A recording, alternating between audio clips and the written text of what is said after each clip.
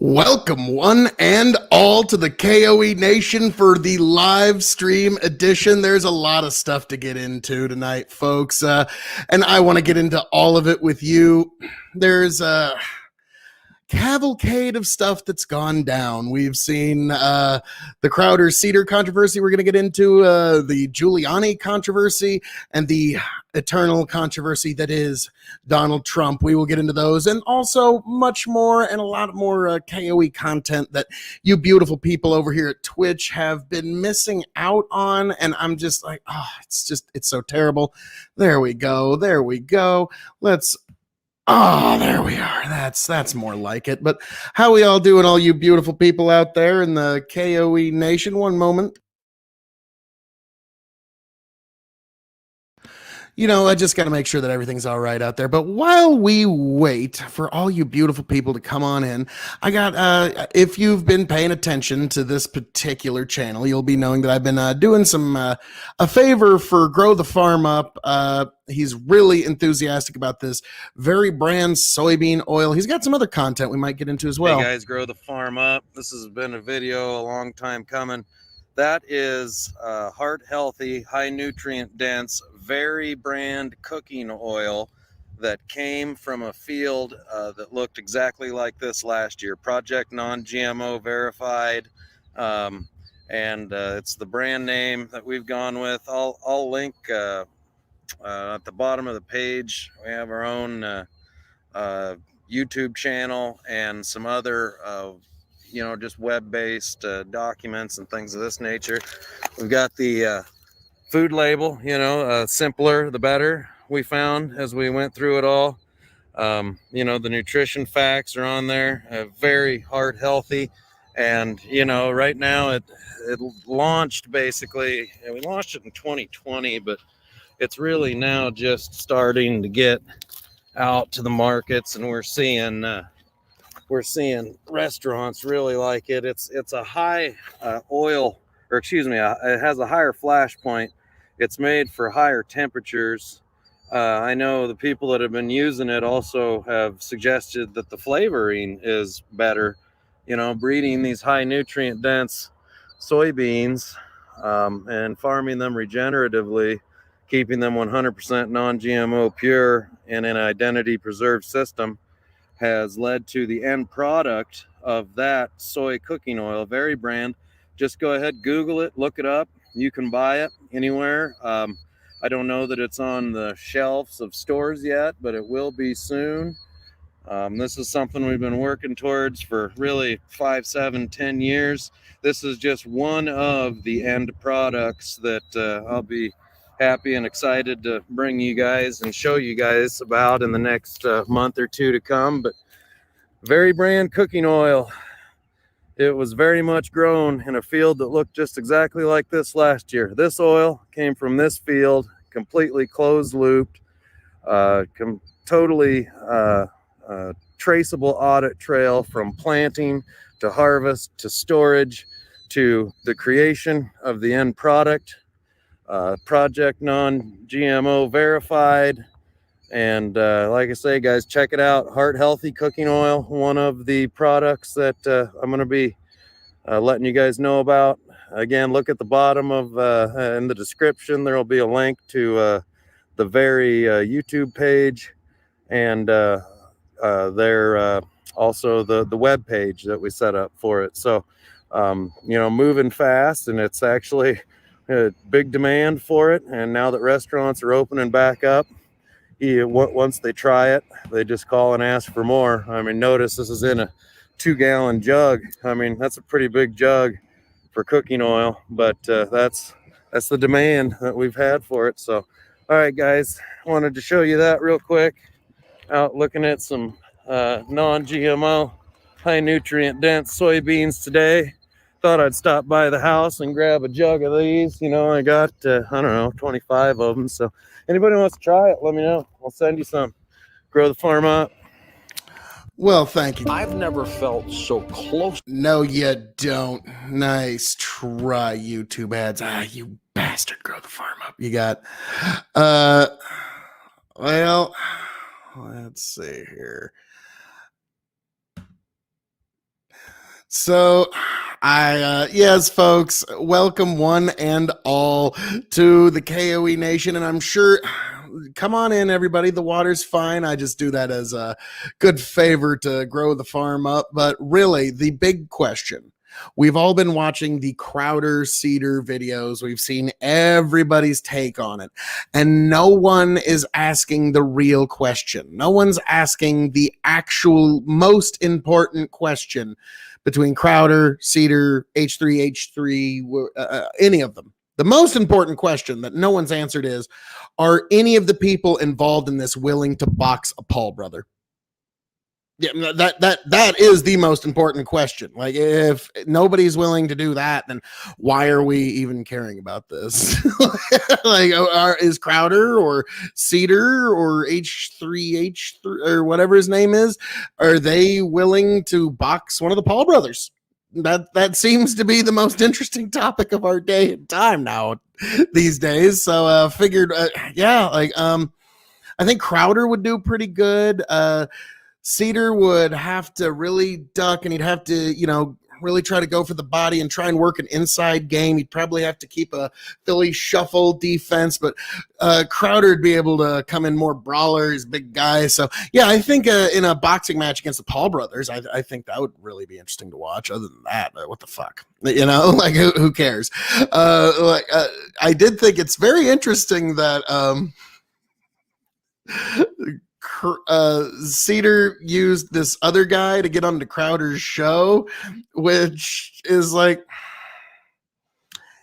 okay, you guys got something you need to work out here. There's some heat here. You guys this is getting a little heated, but that was really too funny to me. I also found it fascinating that now I will be honest, Crowder didn't do well. Like, I mean, to me, it's like, what do you want to talk about? I don't really care. Like, I've been on panels where, like literally, one of the biggest panels I was ever on was with Destiny and Vosh, and I did accidentally. I wasn't really anticipating anything big. I was just gonna hop on to Prime Kai's panel just because, nice guy. I really like Prime, and I just wanted to chat with him, see how he's doing, see what everybody's up to. And it was after the show. It was after a long day's work. I wasn't anticipating it, and bam, there's Vosh, and then bam, there's Destiny. And so, yeah, I get it. It just happened. So, like, the fact that Crowder didn't stick around for longer, I would have at least given like 10 minutes. But I wouldn't have gotten into a debate of it all. Like, well, hey, Sam, how you doing? What are you up to? So, God, how's life? So, really, like, and I would have wanted to have like a really just in-depth conversation. Just like, what are you into, man? What's life been like for you? Like, tell me about, how's your family? Like, yeah, that would actually be some kind of neat stuff to see. I think that would have been some worthwhile content to drop.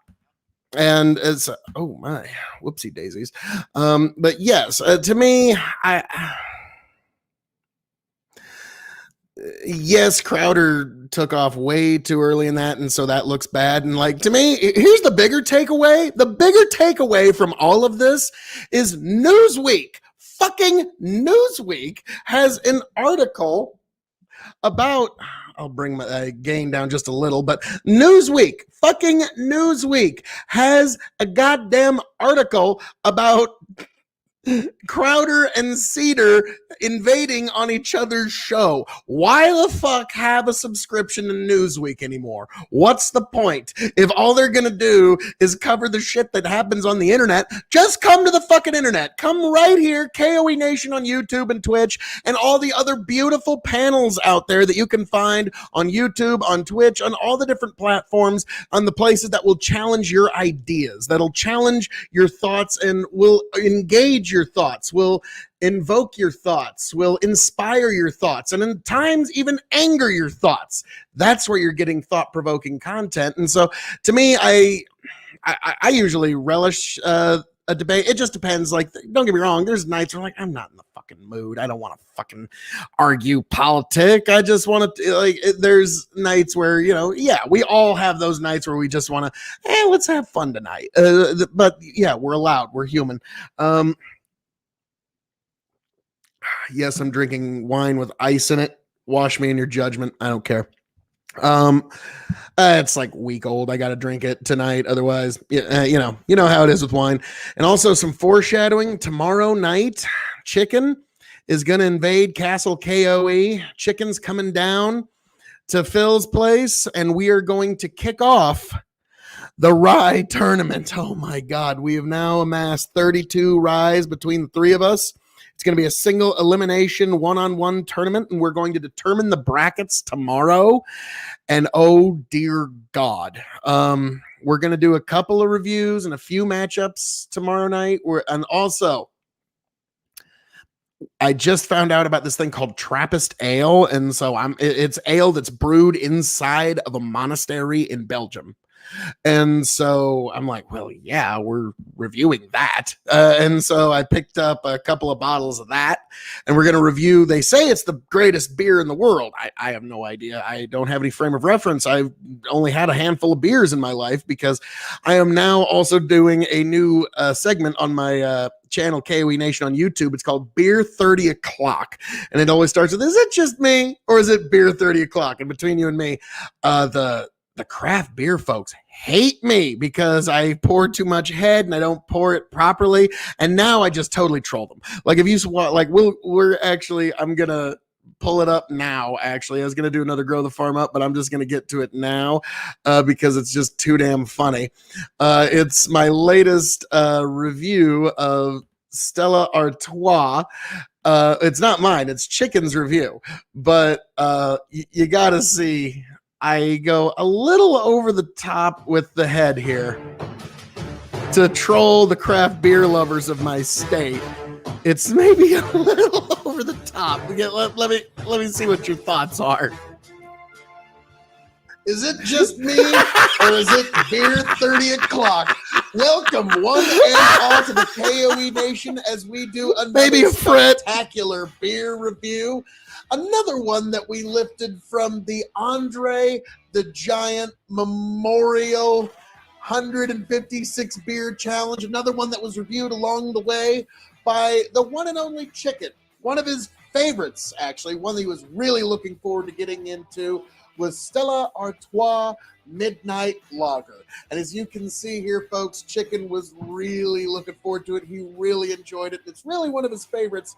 And I think I've got a pretty good idea as to what to get the guy as a gift next time I see him. But folks, let me know what you think. And for those who don't know, when we are grading these beers, we're grading them on a 5-star scale. Because why not? They grade the best movies, they grade the best MMA fights, they grade the best matches that you can possibly think of in a 5-star scale. So we grade them on 5 stars as a beer, and in this case as a lager, and any other category that it fits into. So in case you're wondering about our scaling, that's how it's done. But without further ado, let's hand it over to Chicken for this review. All right, here we go. We got Stella Artois, not what you typically think from Stella Artois. However, thanks to the bar in McCool Junction, Nebraska, they gave out free Stella Artois glasses whenever Lynn and I went in there and ordered one. I think you had to order 2 to get a free glass, but whatever. I got a bunch of these now because I drink a lot of beer. Anyway, so Stella Artois, this is Midnight Lager, special limited edition. How we doing? They only did this through the winter time. I actually had requested Tony and Phil, anybody that came to visit me, find this, mine. Bring it to me. It's Chicken's favorite. I am beer down to my last 12-pack. I think Tony and Phil brought me a case and a half. I found 2 cases myself. I'm super low on this stuff. When it's gone, it's gone. Let's watch this beautiful pour. This is one of the best, most beautiful beers ever consumed by man. Perfect pour. Beautiful, beautiful head. It's gorgeous chalice. Okay. Give it a little sniff. Dark oats, chocolate, coffee. Oh, everything you want in a dark beer. Tell us how you really feel, chicken. Oh, this is the most amazing. I was actually pretty blown away how much I liked that. And we brought that up and tried it. I loved it. First sip, super smooth. The fizz goes down, as you can see. It's gone down significantly after that first sip. Yeah, I'm drinking wine Drops it way tonight. back down. Now it's Rosé. just a- I've had it now for it's about a just week. nice It's time to go malt with drink. it. It's been open for a week. It's now or never with wine. You know how it is. As a dark lager, 5. This is this and one other beer have ever topped. I'm in my the mill. scale of It's a casual black today. dark lager. This one, and then Guinness had another one called a Guinness Black Lager.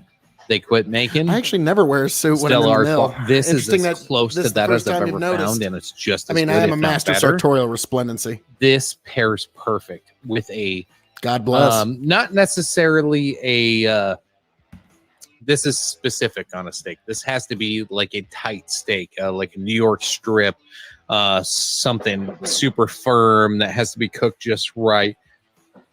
This is perfect on a New York strip, or with the New York strip. You can actually cook this with the New York strip. However you want to blend it, this is perfect. That dark malt is just and it brings out any aromas. It mixes perfectly with the blood, especially when you have something that's like a medium rare. Oh, mwah. It's the perfect beer.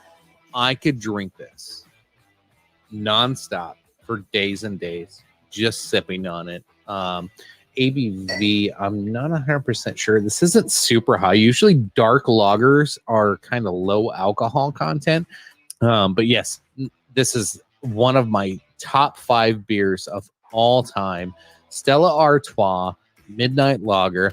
I'm Please live, yes. Come out with this again. Just playing some reviews. I'm They awful proud brought of. this out for a winter This chicken's release favorite. only this year. And I just wanted to show you how ridiculous the head is on my beers when I pour them. Fantastic. Just anytime you troll find folk. a dark black lager, try it, buy it up.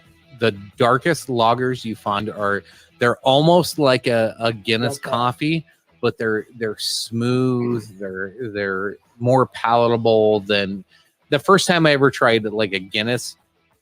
It was too much. And it was hard for me. Now, like, my taste buds have changed. I've gotten used to it.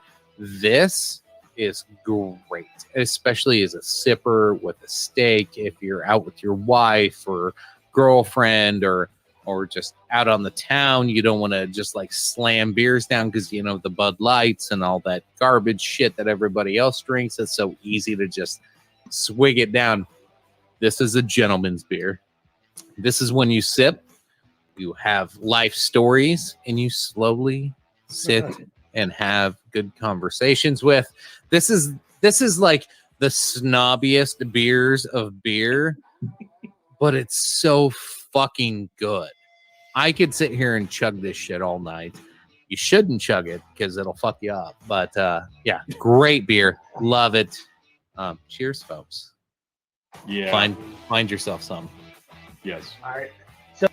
As a beer, I rate this a 4.5. As a black lager, a 5. This is one of the best you'll ever have.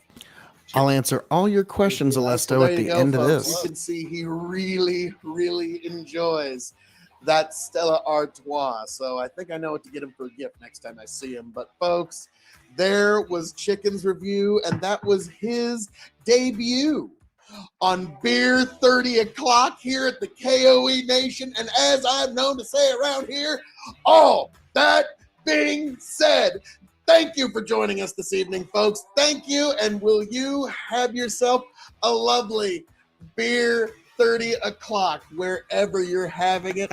I am the devilishly handsome That was the outlaw point. himself, your king of extreme, Phil K.O.E, the Lord of the Scottish Highlands, signing off, handing it off, and I will catch all you beautiful people on the flip side. Bottoms up.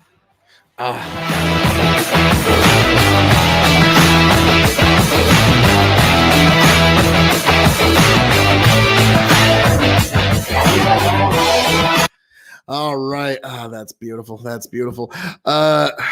Yeah, I do that on purpose because the Nebraska craft beer folks just flip out about how much head I put on a beer. So this last video, I just trolled them, like with just like it's all like I don't know. That kind of shit amuses me. You said a farmer. What do I farm? I am a seed farmer. I've grown, you name it. Mostly emphasis on seed corn, seed soybeans, but we've also done seed Milo in the past, and we've done organic, non-GMO. We've done GMO. We've done conventional. We've done everything you can name, across, like whatever kind of crop you can name over the last 50 years. We've at least made a seed crop of it once or twice because customer wanted. And the mill that I'm sitting in at the moment, this is actually built by my great grandfather. And it's sitting on a chunk of land that was homesteaded by my great great grandfather. So yeah, got a lot of family history right here. And also the upload rate here is amazing because we've got some security cameras, so the upload rate, I can just bang out videos that I've got to all you beautiful people. And so your family in the 80s and 90s were wine and horse farmers. God bless. God bless. And yeah, the 90s was a fucking rough time for farmers. And so that was like anywhere. It didn't matter. It was California, so they had to quit and move to Texas. Yes. I'm so sorry to hear that, and God bless them. But yeah, that's... yeah, the 90s were a hard time no matter where you were farming or what you were doing. And most of the farmers that made it through there, like when the good times came in about 2008, they did not see it coming because they were just shocked that they still had a job. And so and it's like, yeah, God, I'm so sorry to hear that. Like, because my grandfather on my mother's side, that happened to him. And so yeah, it's heartbreaking. And yeah, it's the terrible thing about the industry. May I make us do a stream to show your farming? It would be good to show to peeps. Well, between you and me, Alesto, full disclosure, Grow the Farm Up is my older brother. So when I'm showing Grow the Farm Up videos, I'll actually pull one up now. It was one I was going to play. I'm showing his basically his newest ideas for farming on YouTube. Now, I got to give him I know, but I got to give him a shout out though, because he is a green thumb. That sumbitch is a green thumb. I got to give it to him. Him and my father came up with the regenerative agriculture regimen, the likes of which I've never seen. Like, it's definitely not something anybody else is doing. And rather than using tillage, they're using cover crops to break up the soil, and also they're sequestering carbon from the atmosphere. Because, if you put something there, Mother Nature will grow something there, and the photosynthetic process actually pulls carbon out of the atmosphere and leaves it in the soil in a way that's actually available for plants to use. So it's actually really, it achieves everything that we want to do in the field, but it also happens to be very environmentally friendly. And we're kind of the first folks to try this on an industrial scale. Oh Lord, I'll be buying a cactus the next day or two. Long story, but all right, we're gonna get into this. Just a quick minute and 4. I was actually with Grow the Farm Up when he filmed this one, but I was just standing by the truck. Grow the Farm Up. Below, I've linked the planting video of when we planted this field green into soybeans about a month ago. And now we've got the cover crop pretty well terminated and the regenerative soybeans growing. And look, they came up and they actually look just as good, if not better than the beans over here at the test line where we did not do the regenerative program, and we pretty much farmed, I guess you could say, conventionally.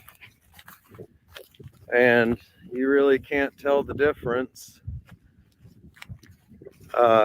just looking at them.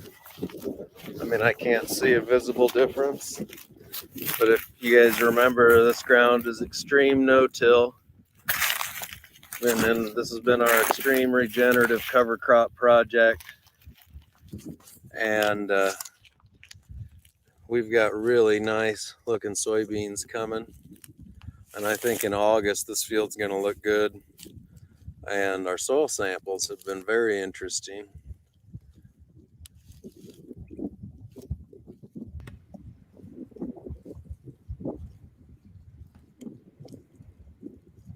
We'll be back a couple weeks, show you what they look like when they really start taking off. They'll look like probably better than they're at that part of the field over there, but we'll see. All right, guys. All right, sweet. It's not just going to automatically. I always hate when it just automatically. But yeah, that's just one thing. You may ask. But yes, excellent video.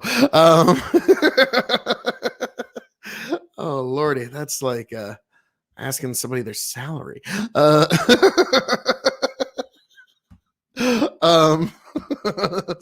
Sorry, to thine own self be true, Alesto TV. But yeah, that's old advice from my old man. But yeah, that's just one. And yeah, he's doing regenerative green planting from this. He just uploaded it today, but this is back from May when yeah, it's like showing your cards in poker. You know what I mean? But this is this is from back in May when he was doing a little bit of regenerative green planting. Grow the farm up. Apologies for the wind intrusion on the audio up front. We are planting our high nutrient dense seed soybeans into our regenerative cover crop and farming system today. Let's see what it looks like behind that drill.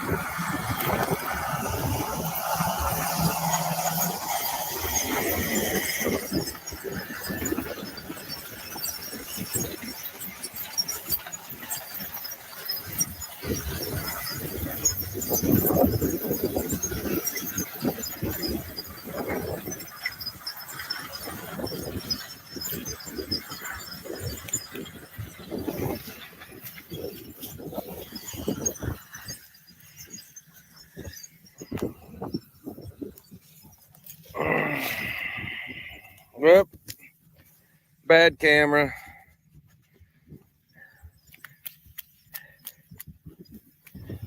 Yeah, they're about right. Can you believe that? It's making a good seed bed. And it's just slicing right through. You can see how it just slices right through. Drilled and undrilled. Undrilled and drilled. We're getting pretty good placement.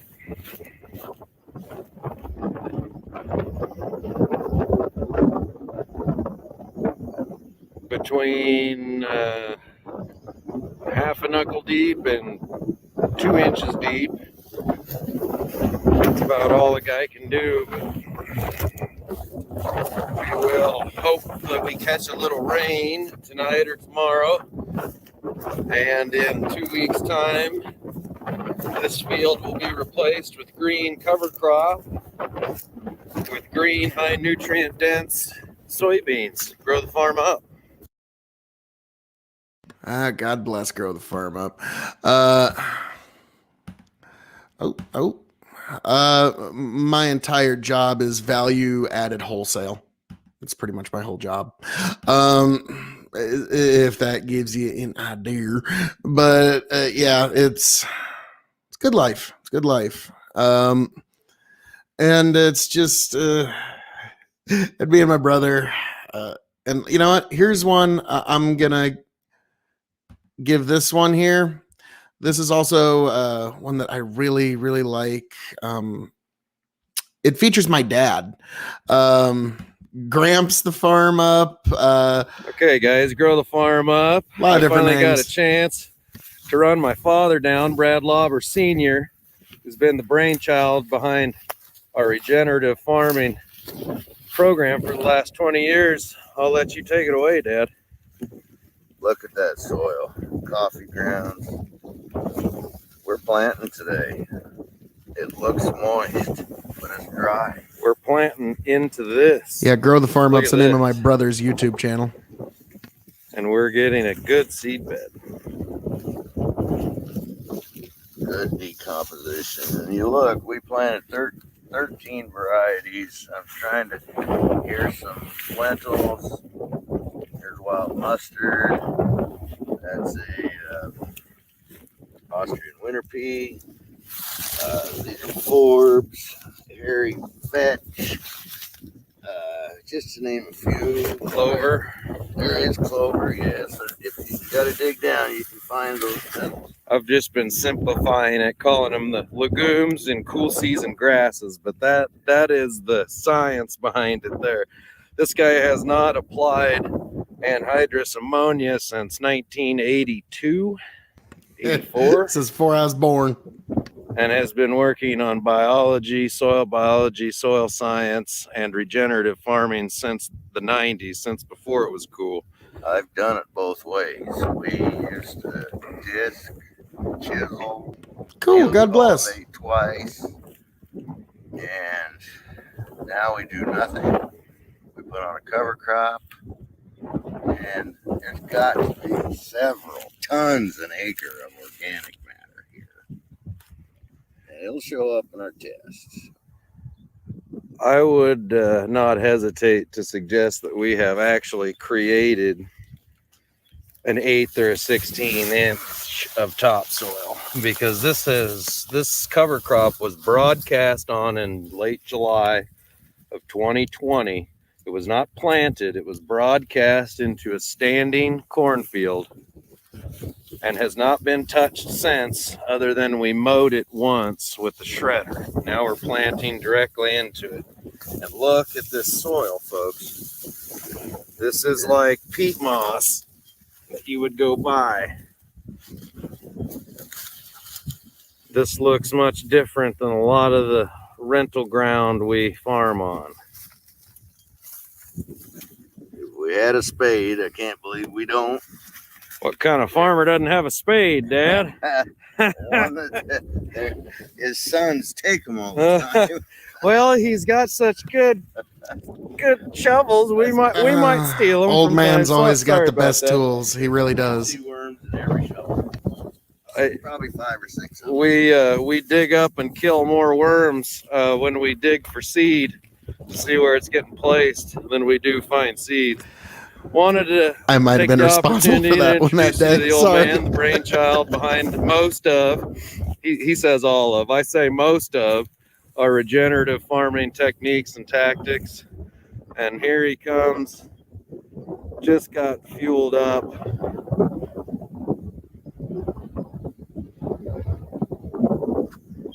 And look at that, we are drilling directly into this with a 7.5 inch Great Plains drill. High nutrient dense soybeans. 7.5 inch rows. 7.5 inch rows, 40 foot wide.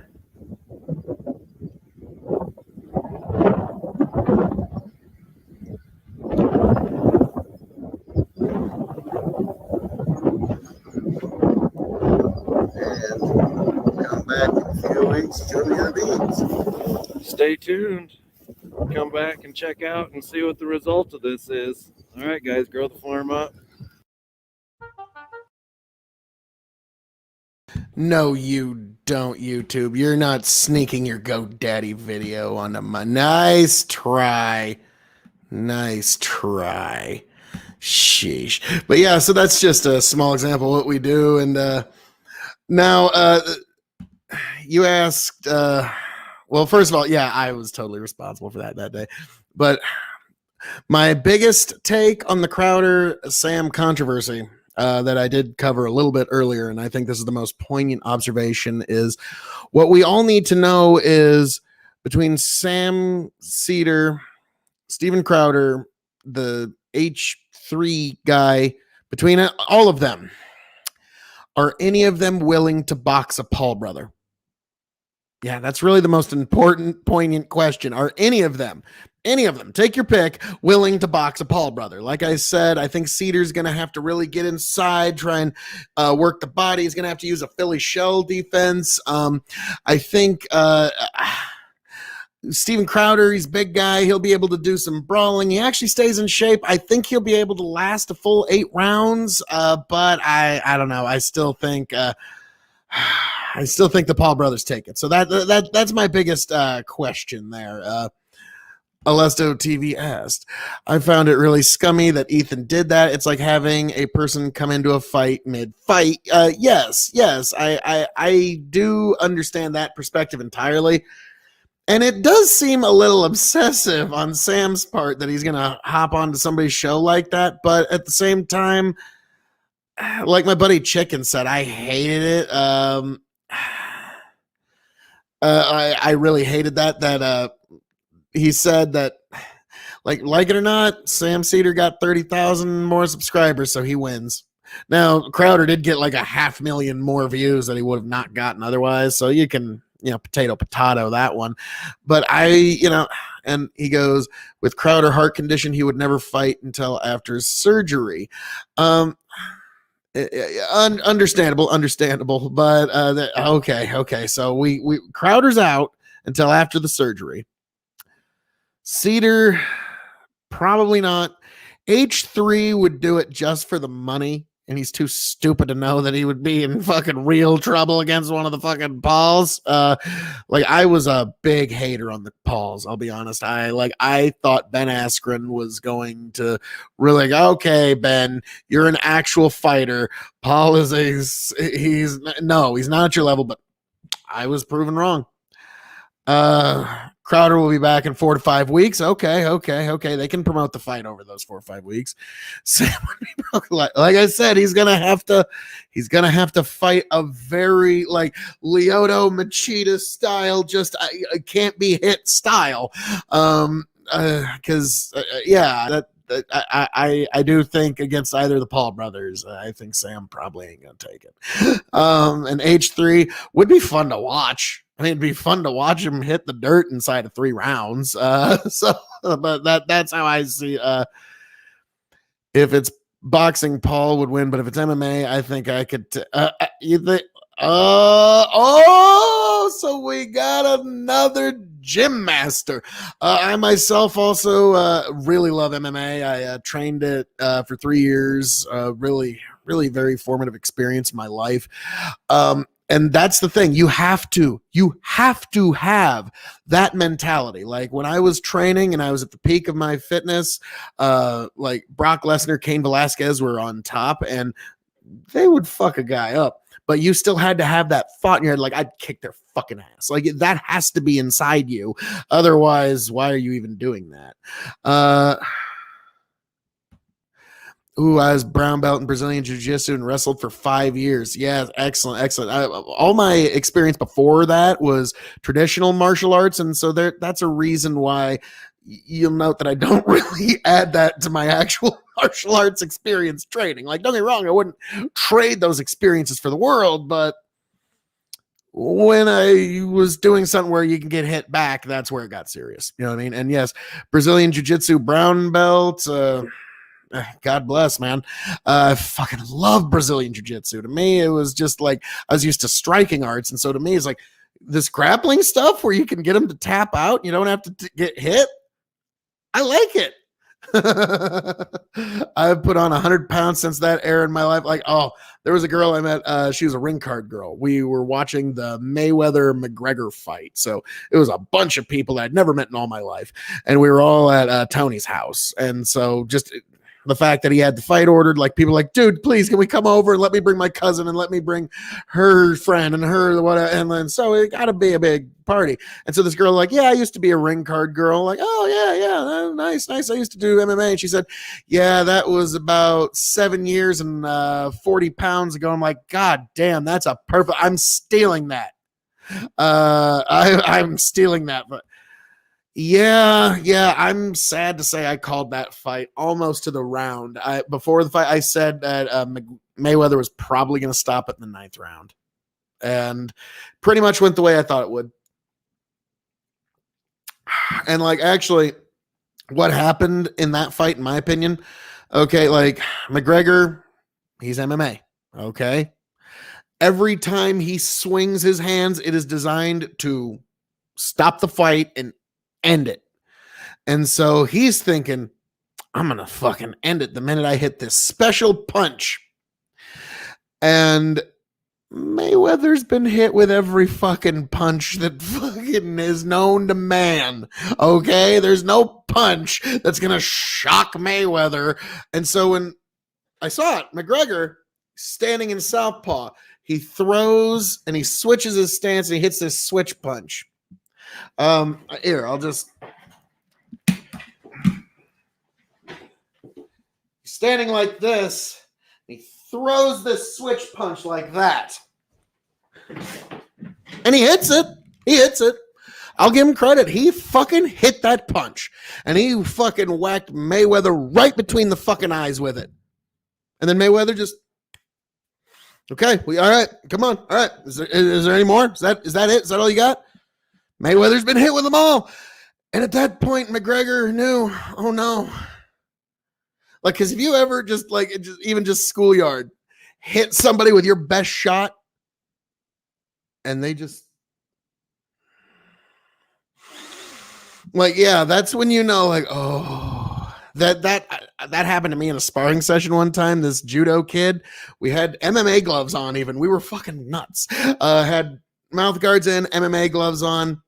And I go in with about 20 seconds left. He just, bam, hits me with his best.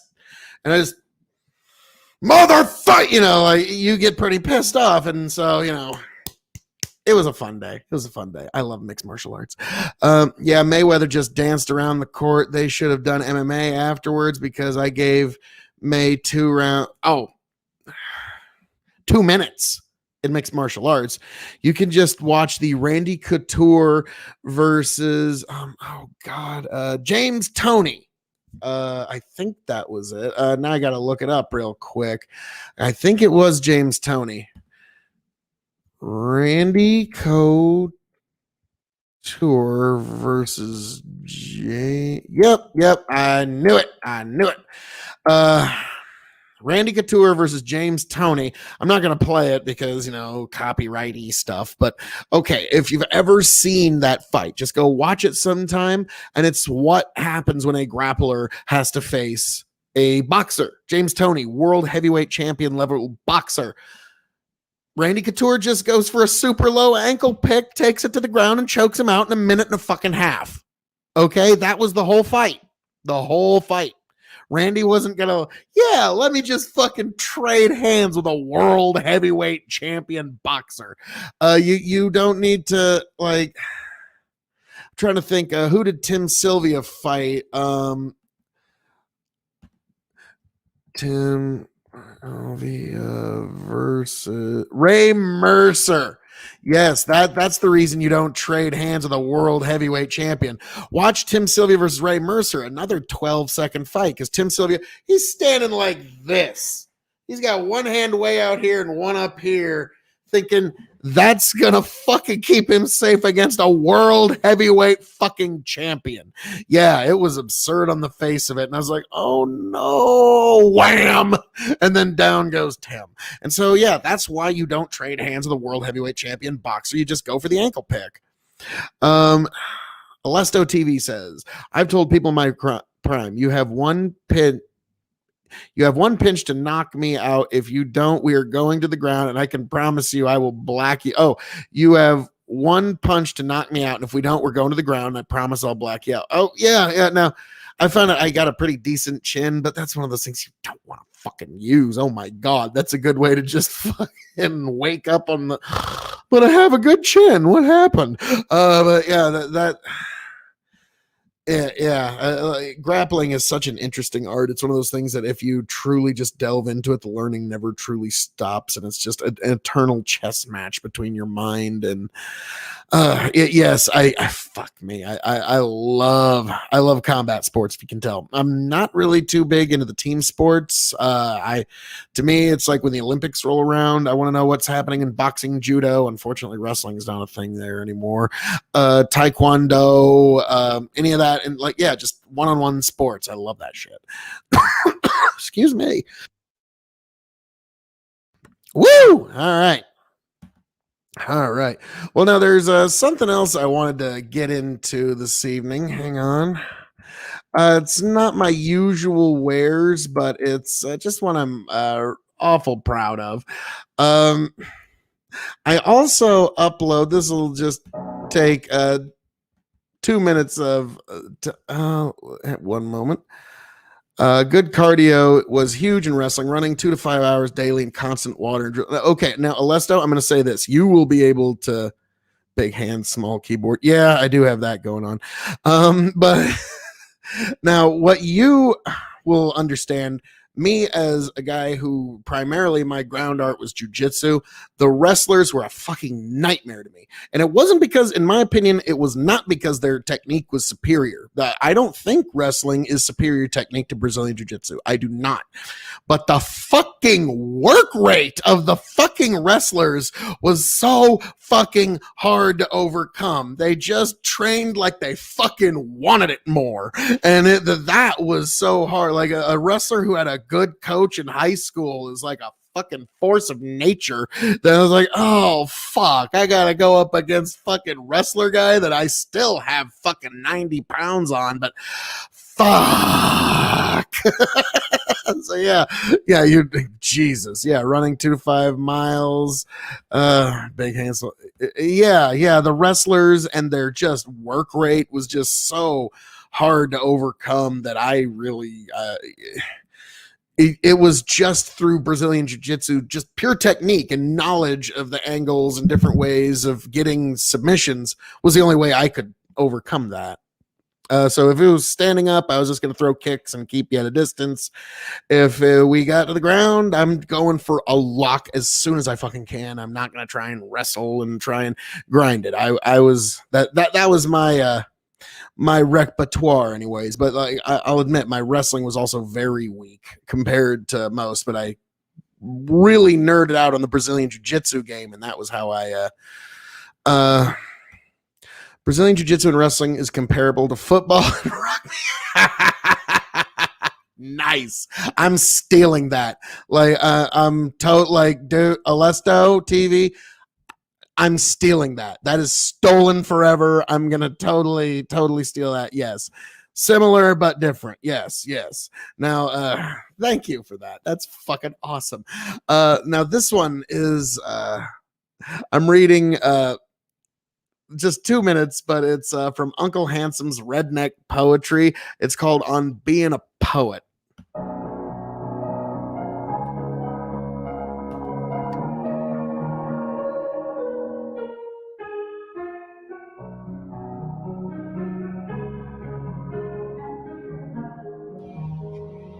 How we doing, all y'all? I figured it's time for another poem of the week, and it's from Uncle Handsome's The Road Less Graveled, "On Being a Poet." I really like this one, so enjoy. Being a poet's like training a mule. It's something that just takes time. I've written poems since I was a boy, still too young to moonshine. Some folks think I'm different, but that's all right with me. A man's got to do what a man's got to do. He's got to be what he's got to be. So I let folks just talk just as much as they want about me spending weeks with my rhymes. heaven knows there's a lot worse things a feller could do with his time.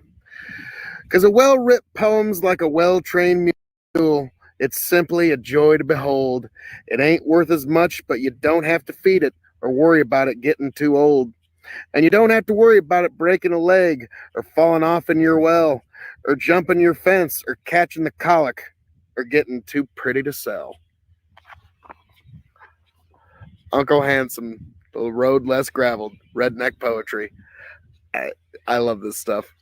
Folks, be sure to let me know if there's some poem you'd like me to read, or if you'd like me to read your poem, whatever. I just love beautiful poetry.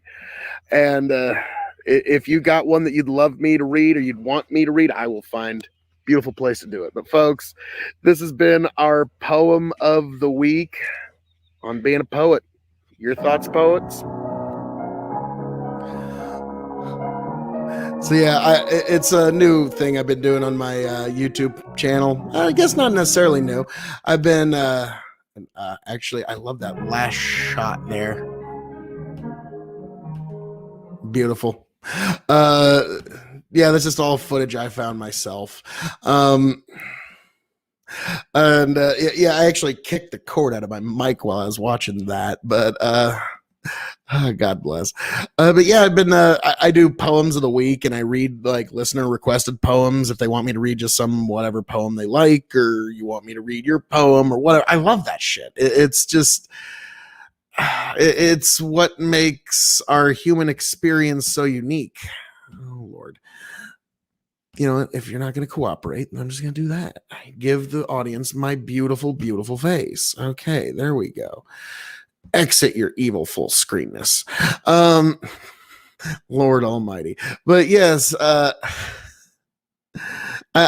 don't know. It's something that I just started to do, and it's been a really fun time.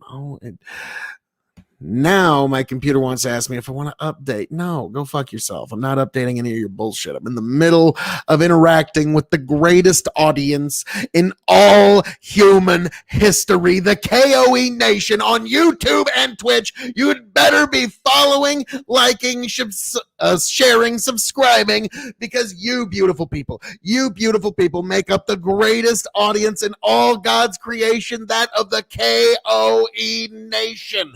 You can find me, K.O.E Nation, on YouTube, on Twitch, and we just did a debut of a new series at Dog and Chicken Show, and you can check that out over at Big Buck and Empire. It just dropped tonight, so I'm not going to play it here because you can go see it right over there, and we broke down, me, Tony, and Chicken, how we would have voted in the first 6 U.S. presidential elections if we had been alive then. So that was and we're going to do that all the way up to the 2000 election. We're doing that every other week because we're doing live on Thursdays, and then the next week we're doing a pre-recorded, which this is the series. And so we're alternating it because it's summer and we want to have some fun and we want to have some free Thursdays. So we pre-recorded that a couple of days ago, and now that's going to be our pre-record content going forward, is how we would have voted in every U.S. presidential election. I was actually very shocked how it ended, depending on my own research. Yes, I threw some blackberries in there because, you know, why not? Yeah, just throw some berries in there, fuck it. And so that is how I figured we should go with that particular series, because coming up here, the next time I go live, it's going to be a breakdown of 3 very interesting events in U.S. history. It's going to be Ruby Ridge, Waco, Oklahoma City, all in one episode. It's going to be a long one, folks, and it's going to have some guests. It's going to have Chicken. It's going to have Tony G, and we're going to break it all down. And it's going to be one hell of an episode. Here, K.O.E Nation, YouTube, and Twitch. You know it's the right thing to do. All you beautiful people out there. Now, without further ado, we're going to get into another spectacular Spirits a review from the one and only Tony G of Revolutionary Wrestling Podcast fame. Oh, yes, you know it's the right thing. Tony, I'll be honest, my best friend in this life. He's been there through me he's been there with me and for me through thick, thin, thinner, and thinnest. So that's one of the motherfuckers. I got his back no matter what. Tony G's, you know. Now I will say, like, because to me, it's kind of like, you ever seen Tombstone? Doc Holliday. Tony G is my friend. Hell, Doc, I got a lot of friends. I don't. And so yeah, Tony's one of those few true motherfuckers. And so yeah, I always I'll always feel free to highlight some content from the one and only Tony G. But yeah, he's pretty much he's also, yes, the co-pilot of the KOE Nation and the 10-time or the 9-time champion. Oh, you need to see it. It's an incredibly good movie, and it's actually, it has one certain perspective of history, but it does actually intimate the idea that the cowboys weren't necessarily good guys. Okay, it's kind of like the samurai. If you go into the historical documents, the samurai weren't necessarily good guys, and the cowboys were also kind of assholes. They were, you know, there was a reason they had their reputation of being rowdy, but oh, you got a lot of movieing to catch up on. But with all that being said, this is Tony G's review of A Midwinter Night's Dram. Enjoy, all you beautiful people.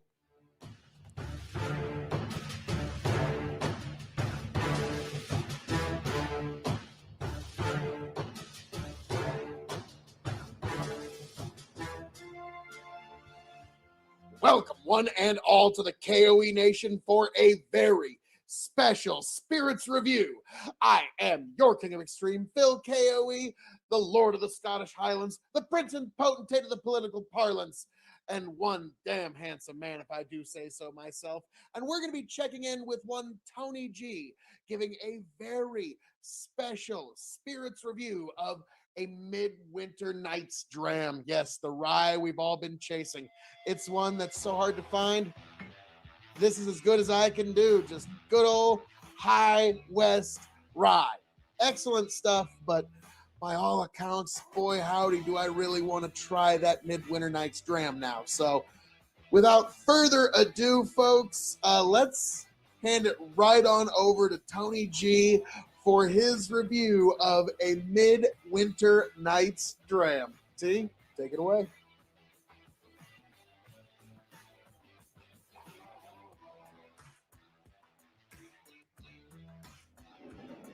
I just got me a $15 shot of A Midwinter Night's Dram. Oh, it smells so nice. Cinnamony, like a root beer smell almost. Frankincense, perhaps? I'm thinking like the root beer hard candy. Lindsay thinks the butterscotch hard candy, but I don't know, this smells amazing, and I'm going to get into this.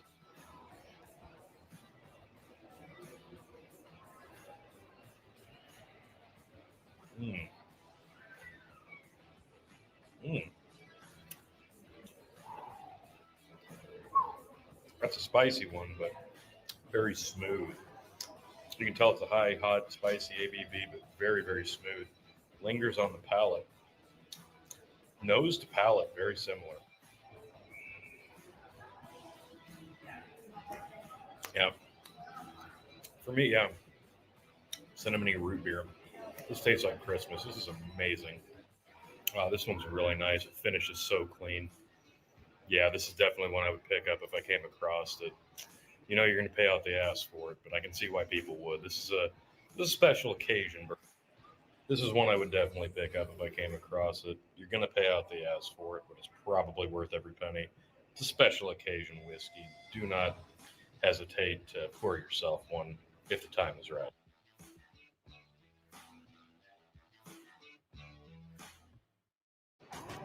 As a rye, I was only going to go 4, but I'm thinking about it. I'm going to go 4.25. There's not a lot of room for improvement here. This one's special. The taste is spectacular. I really, really like it.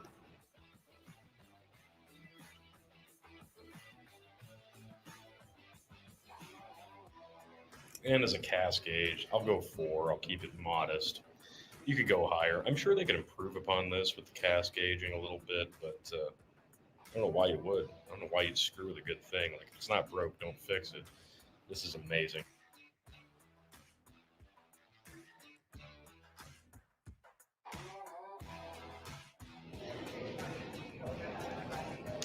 Bottom, middle, top. This is easy top shelf rye right here.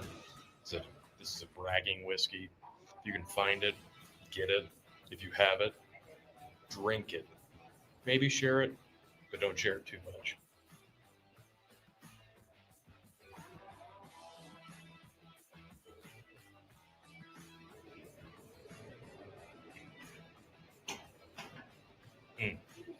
Marvelous. This is Tony G, and that was my review of a Midwinter Night's Dram. Beautiful, beautiful, beautiful whiskey. Definitely drink this if you get the chance to, folks. Don't pass it And up. there you have it, folks. A spectacular review of a spectacular whiskey. A Midwinter Night's Dram. By all accounts, one that is worth the while if you can find it. So, folks, if you find yourself able to get your hands on such a whiskey, or if you can get your hands on a High West, I would recommend it. But as you can see, Tony was thoroughly impressed with this whiskey. So, folks, as I'm known to say around here, all that being said, thank you for joining us for our review of a Midwinter Night's Dram, a whiskey that I am now dreaming of the day that I can get my hands on. And folks, sounds like you should do the same. So I am your King of Extreme, Phil K.O.E. You can find me at YouTube and Twitch. You can find Tony G at the Revolutionary Wrestling Podcast on YouTube and Spotify. Check us all out at Big Buckin' Empire for all of our crazy K.O.E. content. Thank you for being here. Thank you for joining us. And I hope you make it back here at the K.O.E. Nation happy, healthy, much the wiser. God bless, folks. Couldn't have said it better myself, Phil. Oh, I did.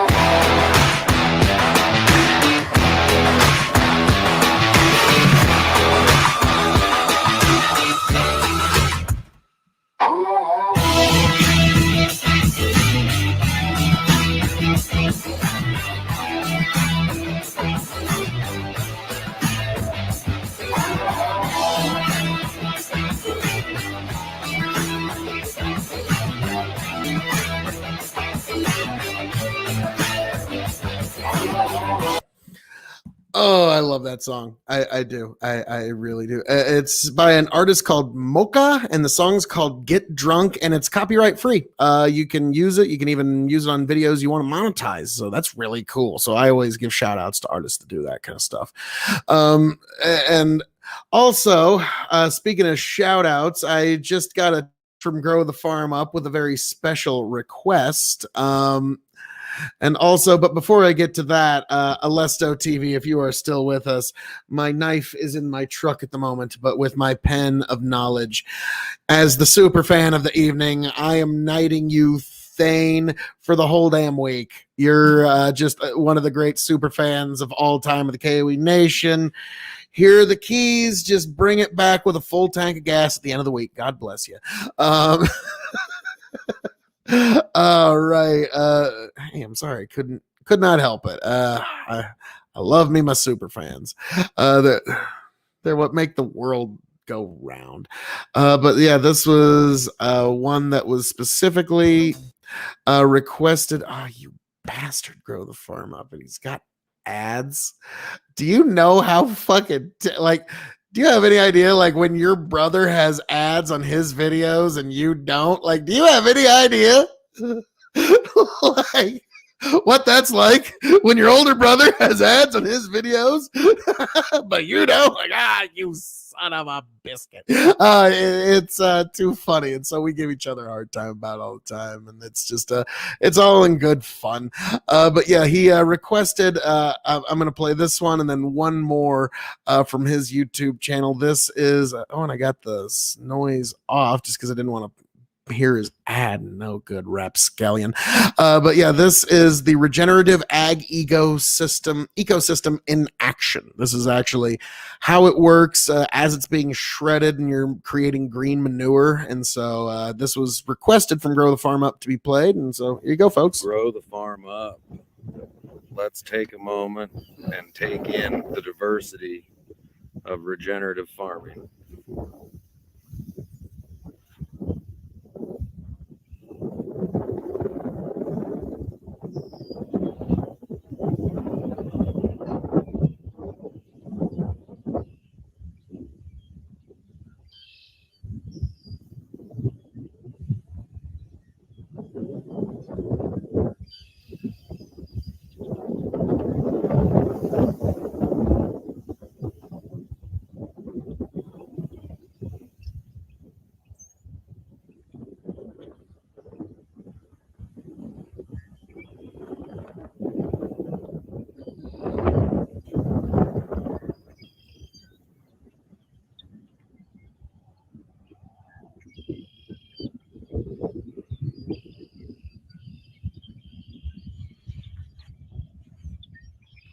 Where else can you stand in the middle of a field that's been completely disked up and hear all of this in the middle of a field?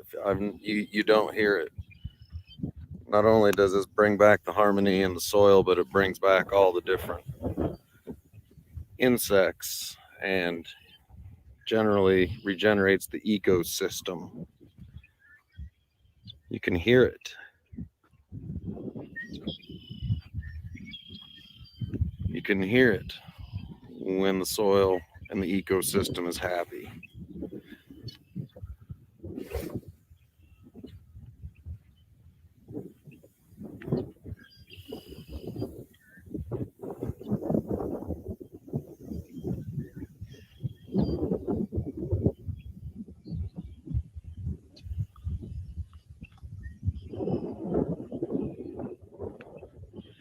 This is the field of cover crop that we were shredding the other day.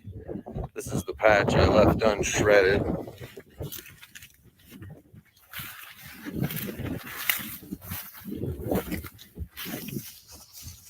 Just got a rain. That's why we're not lighting it up today with planter content. I wanted to bring you some planting 2021 today, but got rained out. See, you can see there's another planter heading home. Mother Nature had other plans. We got all dressed up and then Mother Nature changed our plans, which is normal. So I wanted to come check on this. And check this out, folks. This is behind the shredder. Predictably, it's recovering and coming back. Not all of it, but thinned out. And look at all of this organic matter. Taking that CO2 from up there and putting it down here. I know some people look at this and say, that's not a seed bed. You call that a seed bed? And I look at it and go, oh, that is the best seed bed. We have one more application to do on this. Got a little sugar and humates, some biology, little liquid nitrogen, a foliar and soil application, and then probably a termination app eventually, because look at this stuff. That's grown a foot since we made that video a week ago when we were shredding it. And for those of you that know your cover crops, you can definitely tell one of the 7 species. If you can guess that species, you win an all expense paid trip to the comment section of a YouTube video. I'm totally stealing that line. Regenerating soil health, leading to healthier plants, healthier ecosystem, generally higher nutrient dense crops grown in this regenerative system, leading to higher nutrient dense seed, feed, and food products for the specialty markets that we produce into. And as I was checking this field, it just kind of struck me. You don't hear this diversity in the middle of a disc down cornfield. Something tells me we've been on the right track for some years.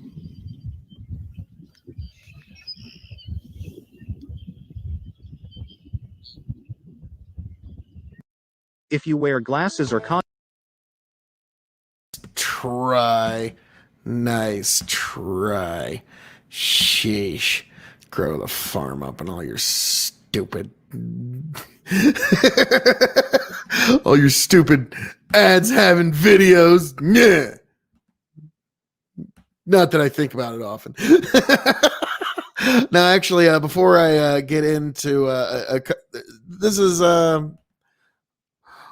this is cover crops and two different strategies. There's actually more than one way to apply a cover crop, and there's actually more than one way to get it.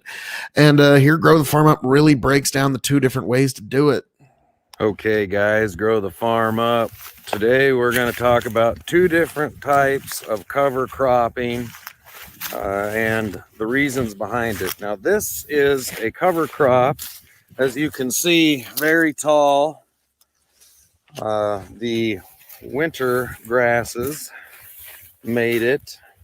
This cover crop was broadcast on, not planted, broadcast on last year, the end of July of 2020, and it has not been touched since. You can see how it overwintered, and you can see which species overwintered. Primarily the grass species is what you're looking at. You know, as we've always talked, not giving away all my secrets, but what I'll probably do, and I wanted to put this video out, see what you guys thought. I'll probably terminate this shortly because it's getting pretty tall, and let all that biomass lay down on the ground and plant these higher nutrient dense soybeans back into it. But this is really quality, solid cover cropping here. And again, guys, this was just broadcast. This was not planted. This was broadcast into a standing corn crop in July of 2020. This is now April 15th, tax day, I guess, of 2021. And so look at the remarkable overwintering capabilities of this, and you can see the winter peas are out there. I mean, it's pretty much winter peas and the winter grasses that overwintered very extremely well, and they never really did turn colors. So I mean, they turned a little brown, but they never really did just brown off. My neighbors have been mentioning to me. Okay, now we're going to jump across the road and look at some drilled cover crop. Now here is bare ground. Boo, bad. But you know, you got to have some test spots, and it's the end of the field. It was a soybean setback for seed corn last year, but that's what your bare ground looks like, blowing away on you. Okay, now we're going to go over here and look at right across the road. Oops, excuse me, bad camera there. We're going to go right across the road here, and we're going to hop out and look at what the drilled cover crop looks like, and what we want to do there, and why, and the two different techniques of cover cropping and why we used them. Let's see, I think really any spot's about as good as the other. Let's just go ahead and drive on out here, somewhere about right in this range here.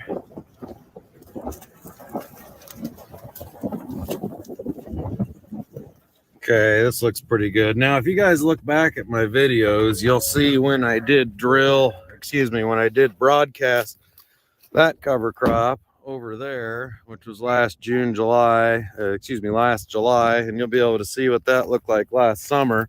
I've also got some videos of myself drilling this cover crop last year. As I said, it went in a couple weeks later than I wanted, but you can really see how there's 3 rows 7.5 inches apart, and then where the planter is going to run is an open 15-inch spot. So every 30 inches, you know, I mean, we're going to plant right here.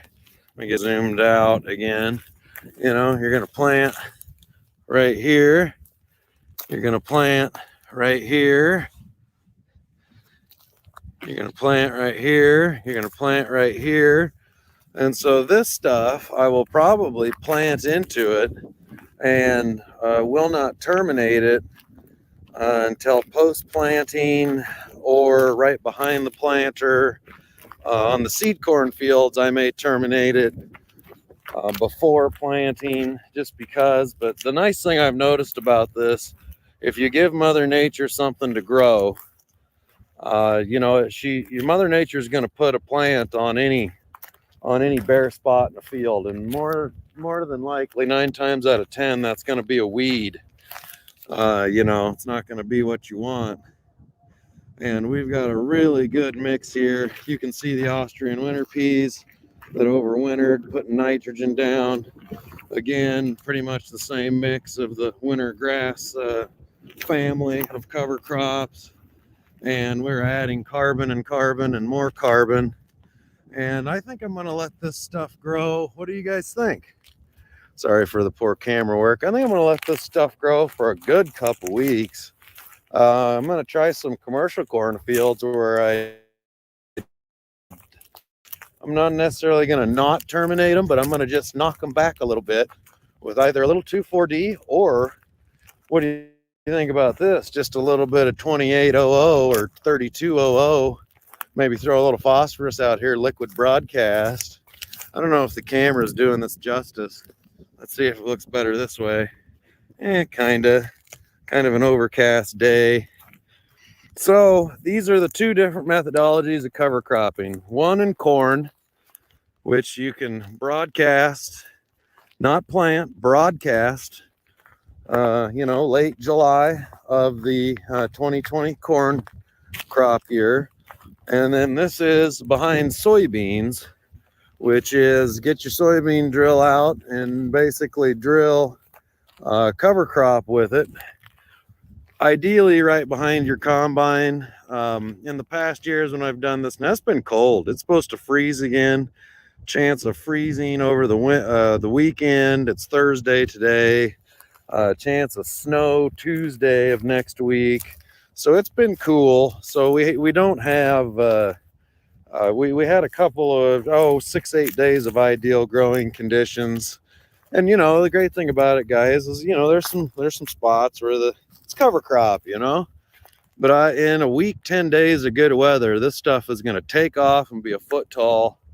And at that point, planters will be in the field, and then I'm going to spray it, terminate it, lay it down, and have just an armor barrier. And according to my Haney soil samples, you know, I got very active soils. It will eat that carbon source up almost immediately and convert it into available nutrients. This field in particular here is going into seed corn, high nutrient dense seed corn, and we will see how all the things shake out. So what should I do? How about a little combination of all things? I think I'm going to terminate that tall broadcast cover crop that's over there, that's almost 1.5 feet tall, that overwintered nicely. I think I'm going to plant right into a lot of this cover crop, and we'll see how it all works out. We'll terminate some. We will just knock back some of it to try to slow down the growth and leave it growing as long as possible. And some of it, we may just plant corn into it and leave it. I think I might take 100 or a couple hundred acres and just plant commercial corn into it and leave it, because I always plant a few hundred acres of commercial corn. I got to know how my seed corn's doing. I got to grow it myself and make sure it's hitting that 270, 280 bushel range on the top end. So there's a little bit of cover crop 101, a couple of different techniques and strategies. the hows and the whys and the what we did and the reasons for it. And I'm very interested in your guys' comments. Tell me what you think I ought to do. There's about 6 different options here, and I think we'll incorporate 3 or 4 of them, make it good and manageable, nice and easy. Soil health, and soil health leads to human health, and going after a healthier planet while sequestering carbon. I can't think of a better goal to shoot for. How often do you get an opportunity to make money and do the right thing? Grow the farm up, guys. Let me know what you think. Sweet. So, again, I'm just going to show this one more time as a favor to grow the farm up. He's my brother. So, you got to do right by your family, correct? No, you don't. Even though I'm using StreamYard right now, I'm not going to do that. But yes, folks, God bless all of you. And yes, Patty P, God bless you. God bless you. God bless you. Let's see. No, we're not doing that. There we go. This has been a video. Hey guys, grow the farm up. This has been a video a long time coming. That is heart healthy, high nutrient dense, very brand cooking oil that came from a field that looked exactly like this last year. Project non-GMO verified. And it's the brand name that we've gone with. I'll link at the bottom of the page. We have our own I'm going to drop a link in the YouTube chat what this channel is, and just as a some favor to other, grow the farm up. just web-based documents and things of this nature. We've got the food label, simpler the better, we found as we went through it all.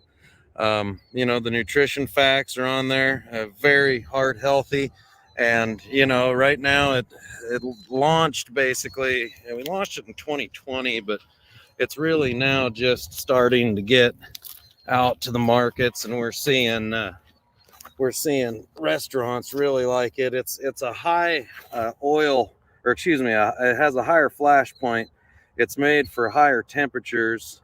I know the people that have been using it also have suggested that the flavoring is better. Breeding these high nutrient dense soybeans and farming them regeneratively, keeping them 100% non-GMO pure in an identity preserved system, has led to the end product of that soy cooking oil, very brand. Just go ahead, Google it, look it up. You can buy it anywhere. I don't know that it's on the shelves of stores yet, but it will be soon. This is something we've been working towards for really 5, 7, 10 years. This is just one of the end products that I'll be happy and excited to bring you guys and show you guys about in the next month or 2 to come. But very brand cooking oil. It was very much grown in a field that looked just exactly like this last year. This oil came from this field, completely closed looped, totally traceable audit trail from planting to harvest to storage to the creation of the end product. Project non-GMO verified. And like I say, guys, check it out. Heart Healthy Cooking Oil, one of the products that I'm going to be letting you guys know about. Again, look at the bottom of in the description. There will be a link to the very YouTube page, and there also the web page that we set up for it. So, moving fast, and it's actually a big demand for it. And now that restaurants are opening back up, once they try it, they just call and ask for more. I mean, notice this is in a 2-gallon jug. I mean, that's a pretty big jug for cooking oil, but that's the demand that we've had for it. So, all right, guys, wanted to show you that real quick. Out looking at some non-GMO, high nutrient dense soybeans today. Thought I'd stop by the house and grab a jug of these. I got, 25 of them. So anybody wants to try it, let me know. I'll send you some. Grow the farm up. If you were a loved Nice try, YouTube, and your weird tricks. Grow the farm up. I'm just doing that to help him out because he's really enthusiastic about this. Because we've been making these high nutrient dense soybeans that have higher protein than any other soybean in the world.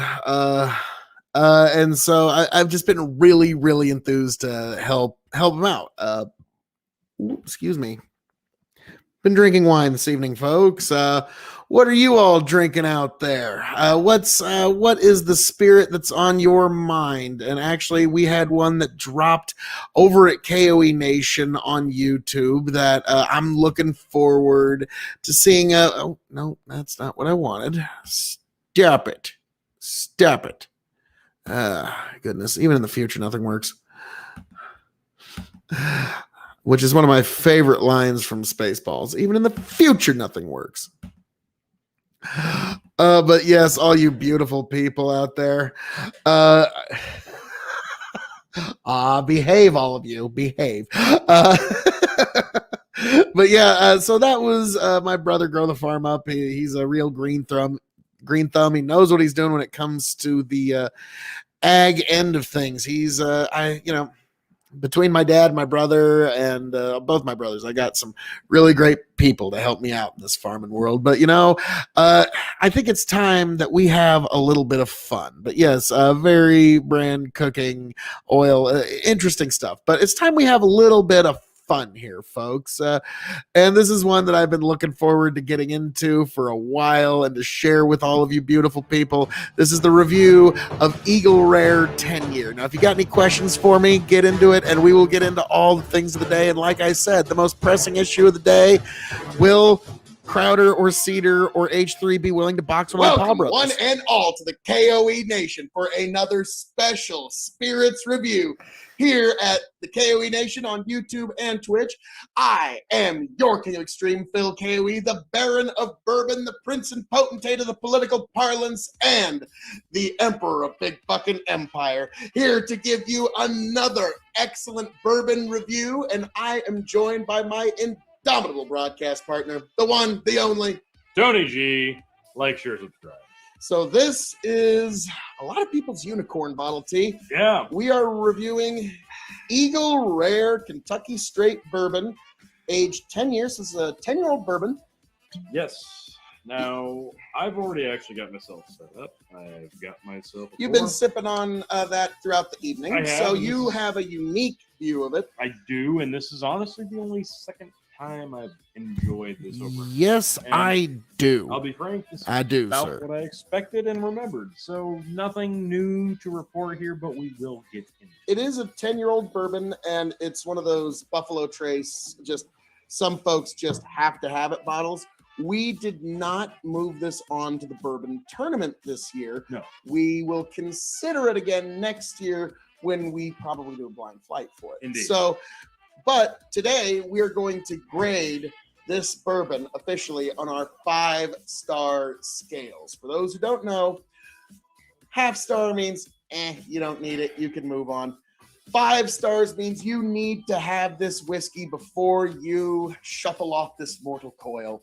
So we're going to grade this as a couple different things: as a bourbon, as a whiskey, as a cask-aged spirit, it's shelving, and then the secret 5th question. But before we get into any of that, let's get right on into the nose and see what we pick up here. For me, this is A lot of vanilla. vanilla, but very floral. 45% AVB. Oh boy. Well, I think I'll get into the back of this real quick. And also, I'm going to throw on the glasses of extreme. Of course. So, after I threw these on, I totally get that people can't tell the difference between Superman and Clark Kent. Yeah, sure. So, all right, Kentucky Straight Bourbon Whiskey. Life, liberty, and the pursuit of happiness. The cornerstones of the birth of a nation, epitomized by the American bald eagle.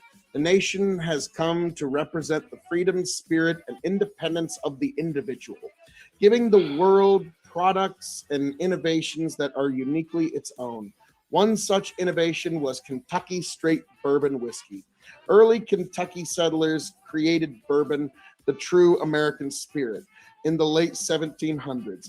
By practice and protected by law, no other distilled spirit adheres to standards as strict as those established for Kentucky straight bourbon whiskey. Wow. And few other It's whiskeys really the can only way to offer go, even man. a glimpse I don't mean to of the great be an ad for whiskey them, making but found in Eagle Rare. Eagle Rare, and you can go on 10-year-old Kentucky Facebook, straight bourbon YouTube, whiskey Twitch. has a- You can well, just it starts spread it getting- on all I your will read platforms. that It's after great. we nose and give a slight taste. So, Fair enough. but that you know, it's almost striking me as like a Cody Rhodes bourbon there for a second. You're right. This is insanely heavy on the vanilla extract, but it's like if you took a bouquet of flowers and just dumped vanilla extract all over that bouquet. Yeah, I mean, this is prototypical bourbon Yes. aged at 10 years. You prettied up a bourbon on the nose. You prettied up a bourbon Mhm. and made it very I don't want to say feminine, but a very strong feminine. I was about to say I would just call it approachable, but This reminds me of when I walk in to buy a bouquet of flowers or I walk into a greenery. I'm like, I'd Yeah, love you a can dozen get pretty roses. deep with this stuff. Please, let me get that. And I'm overwhelmed with this. I don't know why, but with this, it is insanely floral to me. Am I wrong? no, there is kind of that like flower petal quality to it. But all right, Not that Pete, it's bad by any let's means. have this hit the palate and see what we make of that. Cheers, folks. Hmm.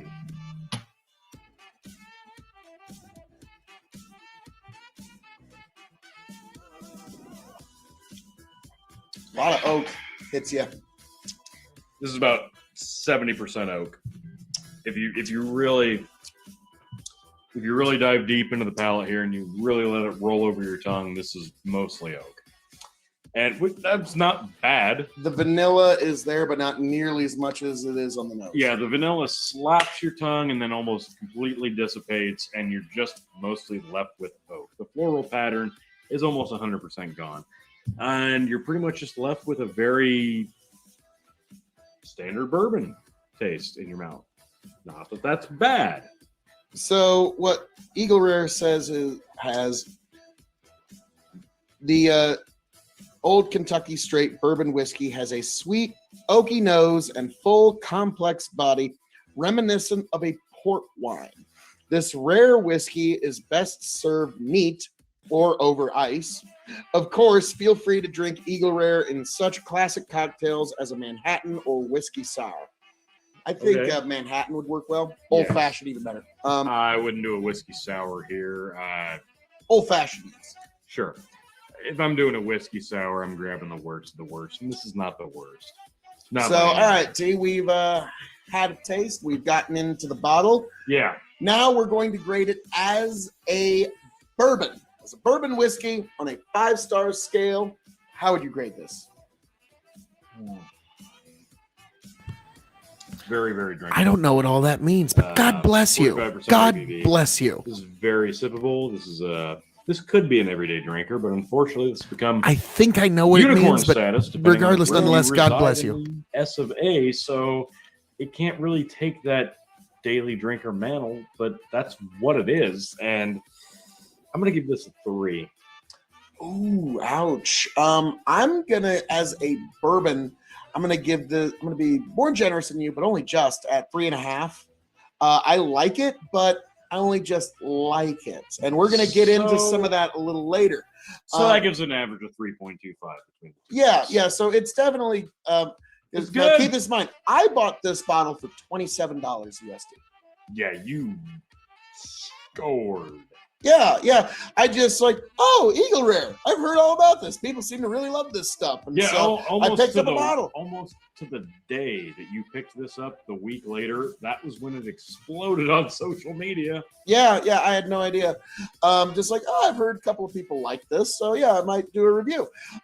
So yeah, 27 is what I paid for it. But all right, You got it great. now we move on to whiskey. As a whiskey, I will give this a 3.5 because I think you've got an interesting nose and a palate, and this is at least so it's 10-year. So Yep. I think they take the time here. This isn't just forgotten about. This isn't just thrown out to market. And even though you got it at an amazing discount, what does it go for standard now?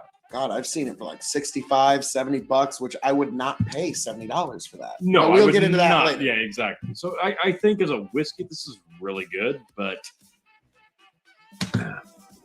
depends on what you're going to pay for it. Yep. I'm gonna agree with you at 3.5.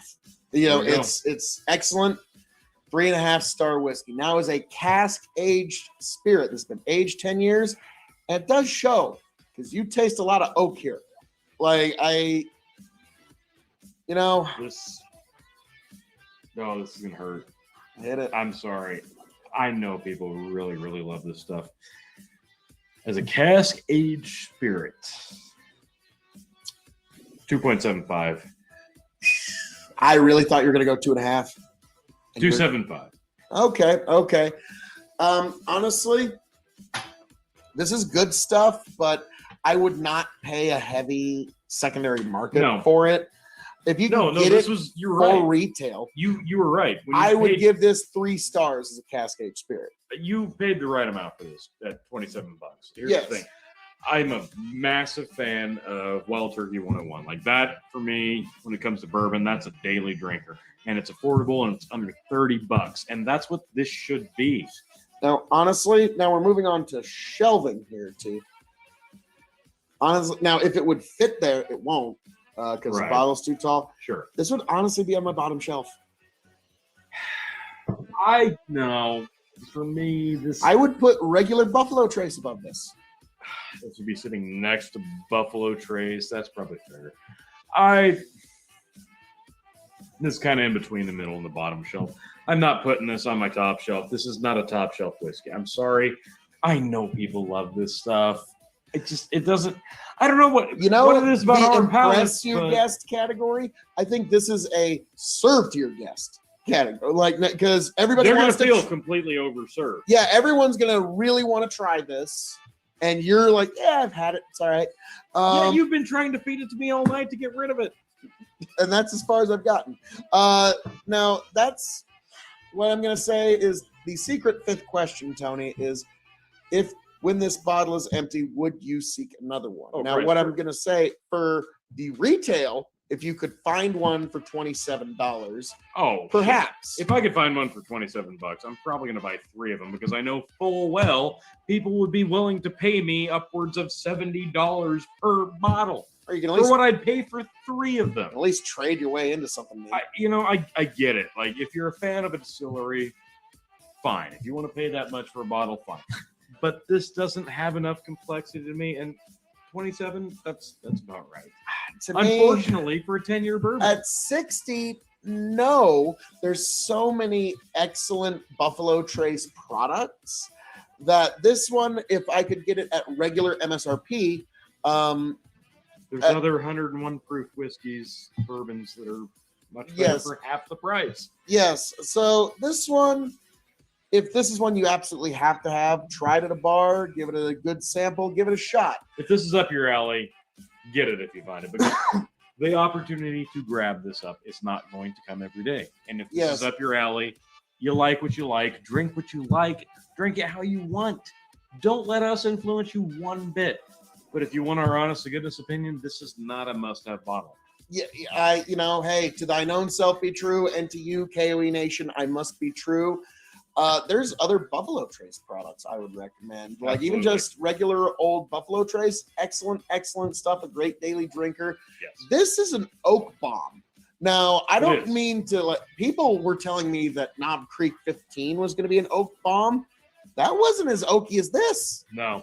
So if you love oak in your profile, this is right up your alley. But me, Tony, I do have a bit of a whiskey sweet tooth. Indeed. So, anything else you'd like to say to the beautiful people? No, this is actually really, really nice bourbon, but please think about this. Secondary market, I know it's a bitch out there, folks.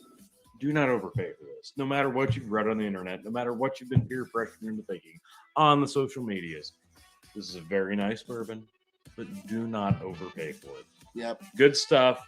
If it fits your wheelhouse, get what you like, but don't be tricked. Yep. So, folks, this has been our review of Eagle Rare 10-year Kentucky straight bourbon whiskey from the Buffalo Trace Distillery, Sazerac Corporation. And as I'm known to say around here, all that being said, thank you for joining us here at the KOE Nation on YouTube and Twitch. And be sure to keep your eyes on this space. There's plenty more KOE content coming down the pike. But I am signing off and handing it off to my indomitable broadcast partner that you can find at Tony the Rod on TikTok. Tony, take us away. Another fantastic bourbon. Maybe not exactly at my wheelhouse, but you know what? Ain't bad at all, folks. Drink what you like, drink responsibly, and thanks for coming.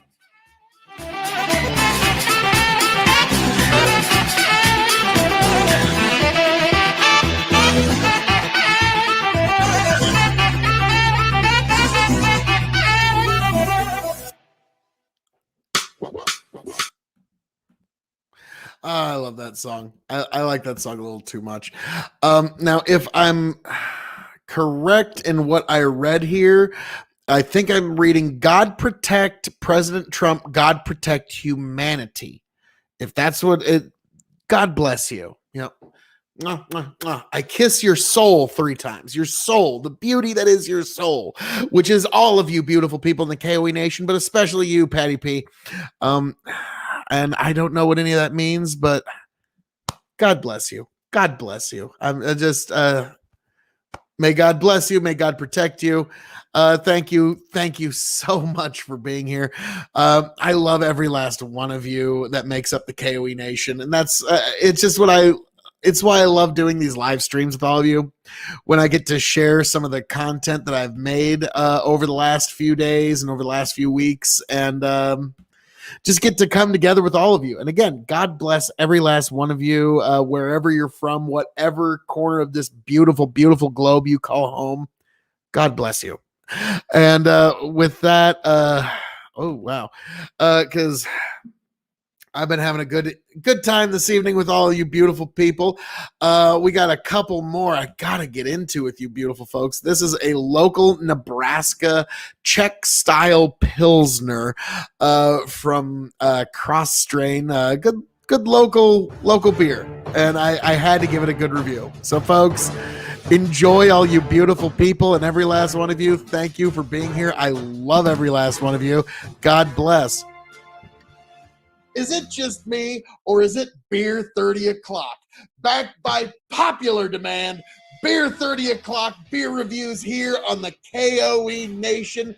This is the greatest beer review show in Nebraska in the history of Nebraska beer review shows. So thank you for being here. Thank you for joining us. And tonight we are getting into another cross-strain offering. Cross-Steiner Czech style Pilsner, folks. Yes, get a good, like, I love their cans. They just have such beautiful art on them. So, Cross Strain. Their Helly's Creek is the current beer of Extreme. Their hazy IPA, while good, I could understand how that would be somebody's favorite beer in the world. It did not really, it didn't appease the palate of Extreme. So, with that being said, we're going to get into yet another cross-strain product, this time their Czech style Pilsner. So let's see how this one goes down, folks. Get a nice little pour there. Oh, excellent, excellent. Beauteous, beauteous. Ah, yes. So, okay, yeah, that smells classic. Oh, look at that. That is beautiful. That is beautiful. Oh, Lord Almighty. So there we go, folks. So cross-strain German-style Pilsner. Oh, that's just gorgeous bubbles there. I don't know if you're seeing that or not, but oh, that is marvelous. So, folks, It's got the slightest hint of honey to its aroma. So bottoms up. Let's see how it goes.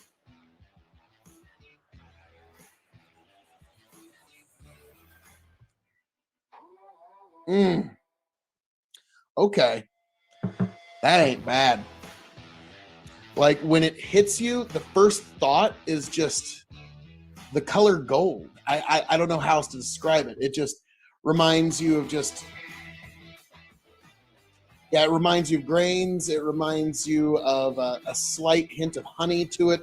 So yes, this Czech style Krossteiner Pilsner. Excellent, excellent stuff. Let me think here.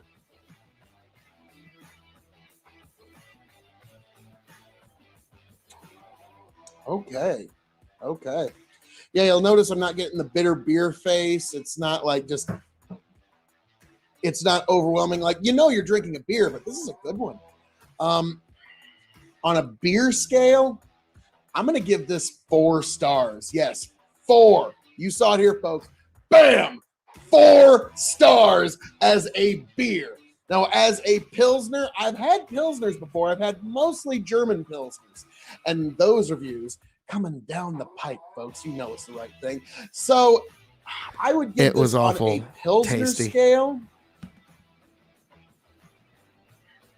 I'm really torn between 3.75 and 4 We go stars. it's from Nebraska, and we go on a 5-star We're gonna scale. go ahead and give it Like 4 movies. stars because this And wrestling does matches. excel And against MMA other fights. Pilsners I've had, and this is just an excellent, excellent beer.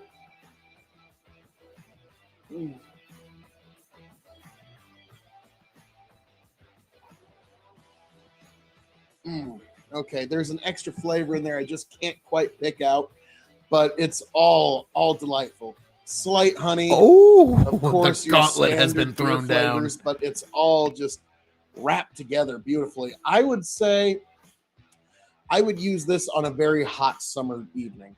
That's when this would be very, very good. A good German Pilsner, hot summer Nebraska evening.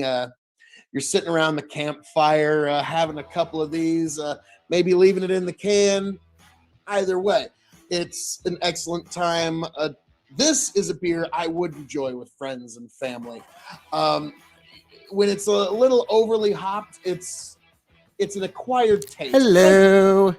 IPA Checking is out a kind of local like German in Pilsner Scotch on top of in all the that other you crazy either shit that's love going on in the world or today. you hate it. And so me, I'm going to dip my toes into those waters a few more times, but boy, howdy. This Pilsner and Lager, excellent, excellent stuff. Now, folks, as I'm known to say around here, all that being said, thank you for joining me for this Beer 30 O'Clock review of Cross-Strain Krossteiner. Excellent, excellent Czech Pilsner. I cannot recommend it enough. And folks, I want to thank you for joining me because I am a man on a journey. I am a neophyte, a novice in the world of beer, that I admit, but I am on a search. I am on a journey to find that perfect beer, and I'm going to do it together. We're going to do it together. You, me, we're going to find that perfect beer, and when we do, we're going to raise a good frothy mug, crack them together here at the K.O.E Nation, and we will find the beer of extreme.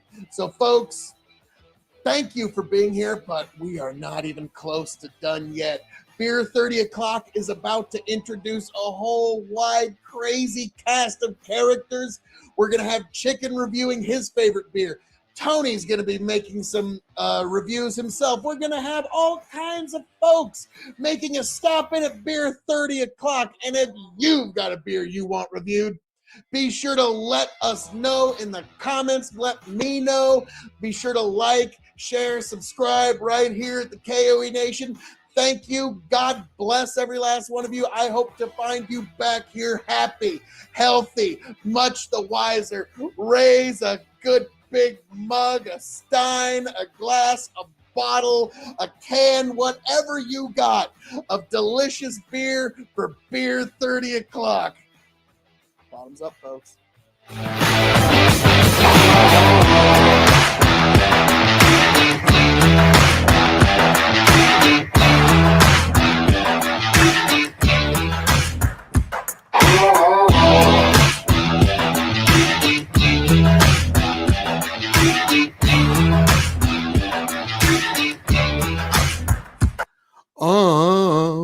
yeah.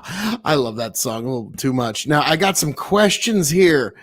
What does K.O.E stand for? It is I, the man of the hour, the man with the power, the man that makes the other podcast cower, your king of extreme, Phil K.O.E. Yes, it is I, the king of extreme, Phil K.O.E. Now, what does it mean to live your life by extreme? It means that you spend every day trying to conquer yourself, to topple yourself, to be the better version of yourself than you were the day before, and to never, ever, ever, ever follow the worst advice you've ever been given in this life. Just be yourself. No! Be better than yourself. Every last one of us can be better than the person we are every day. We can all improve. And so that is what I mean. Yes, and God bless you. God bless you from Roma, wherever you're from. Yes. New social. I can spell. Yeah. German beers are fun. Are you a wrestler or a promoter? I am something that encompasses much more than just such terms as that. I am a force of nature that cannot be just put in such terms. But yes, you do at least have a good sense and a good instincts for where the origins of extreme might have come from. You actually got a very good instinct on you. Well, we can also be ourselves. Yes, but don't follow that advice of like, well, what should I do? Just be yourself. Be better than yourself. My God, we all can. That, like, think about it. Like, you could always be like, to me, I'm a father, for example. There is always a little bit more I could do to be a little bit better father every single day. And that is living by extreme. This Sunday,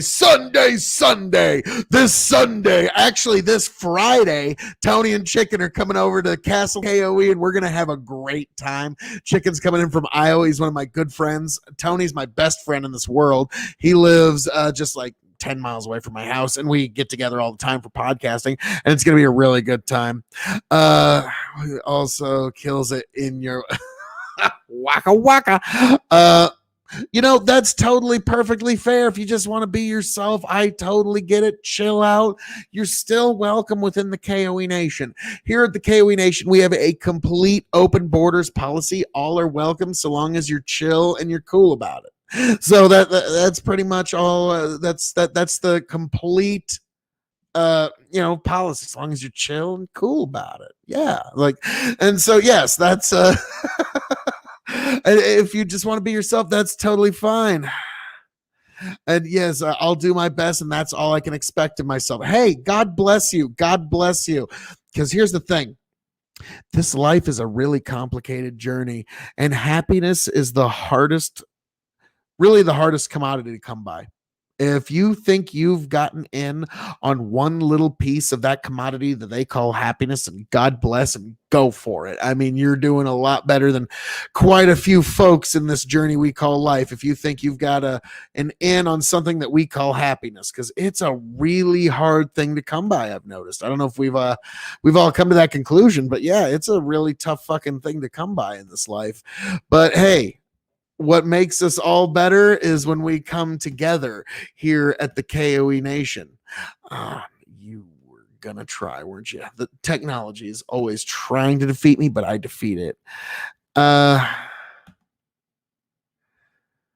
if I may say, happiness is sharing it. God bless. Because to me, if you think you got a fucking in on it, that's all I can say is good for you, man, because we've all had ups, we've all had downs. Like even the top ends of all of these platforms have had ups and downs in life that we've seen, and all of us have. And it's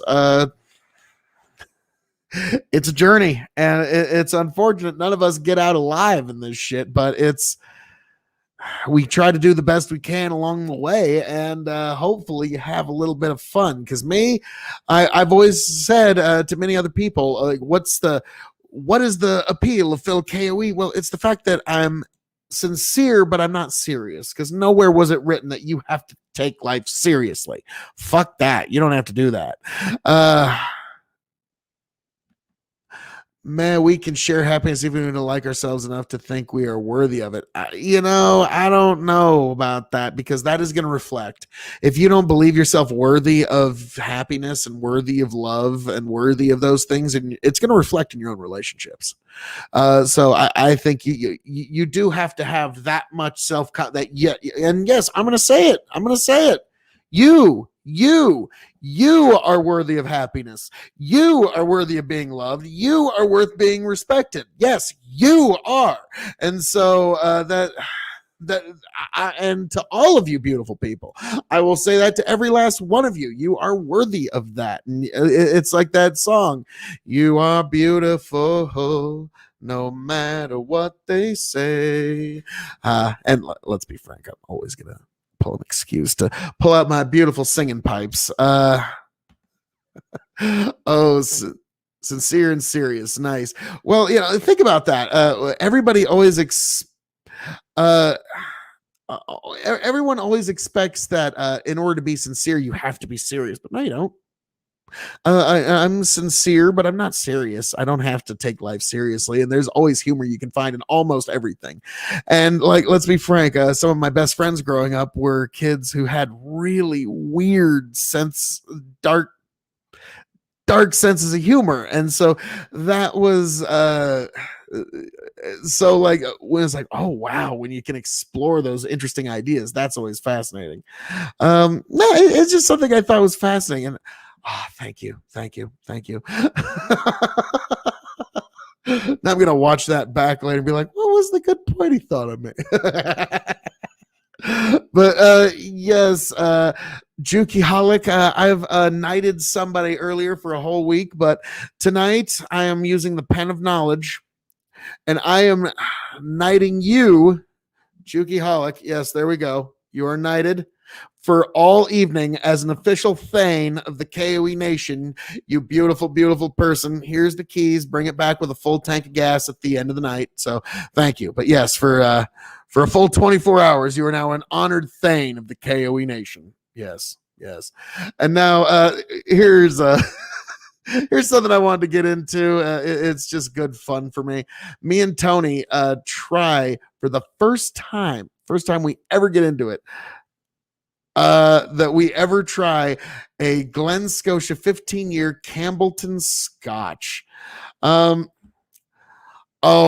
We could talk about anything in this good life. If there's a question you got for the host of Extreme on the stream of Extreme, you could ask me anything. But yes, single malt.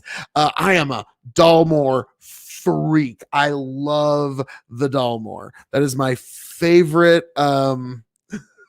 That's my favorite distillery in all Scotland and maybe all the world. Buffalo Trace might be a close second, but Dalmore, I love that. I currently have a bottle of their 12-year, their 15-year, their 18-year, their cigar malt, their port, their King Alexander III, their Valor Regalis Luceo, and Dominium, their trio, quartet, and quintet. So yeah, I am a bit of a Dalmore freak. You could put it that way. So that's just the one that it's all sherry finished. It starts in bourbon and then it finishes in sherry cast, and it's just the one I gotta have. Personal story. Juki Holic says, personal story. I was able to walk around with a buddy that worked with a friend that worked at a liquor store. It was a convention. And single malt, you can get crazy on the prices. Some of the shit they like. The Dalmore, for example, the Dalmore 62 is one of those whiskeys that they charge like six figures for. It's just like, wow. Now, I'm a farmer. Okay. I'm a farmer as a profession. I grow corn, soy. I can grow wheat, Milo, what have you, if there's customer demand for it.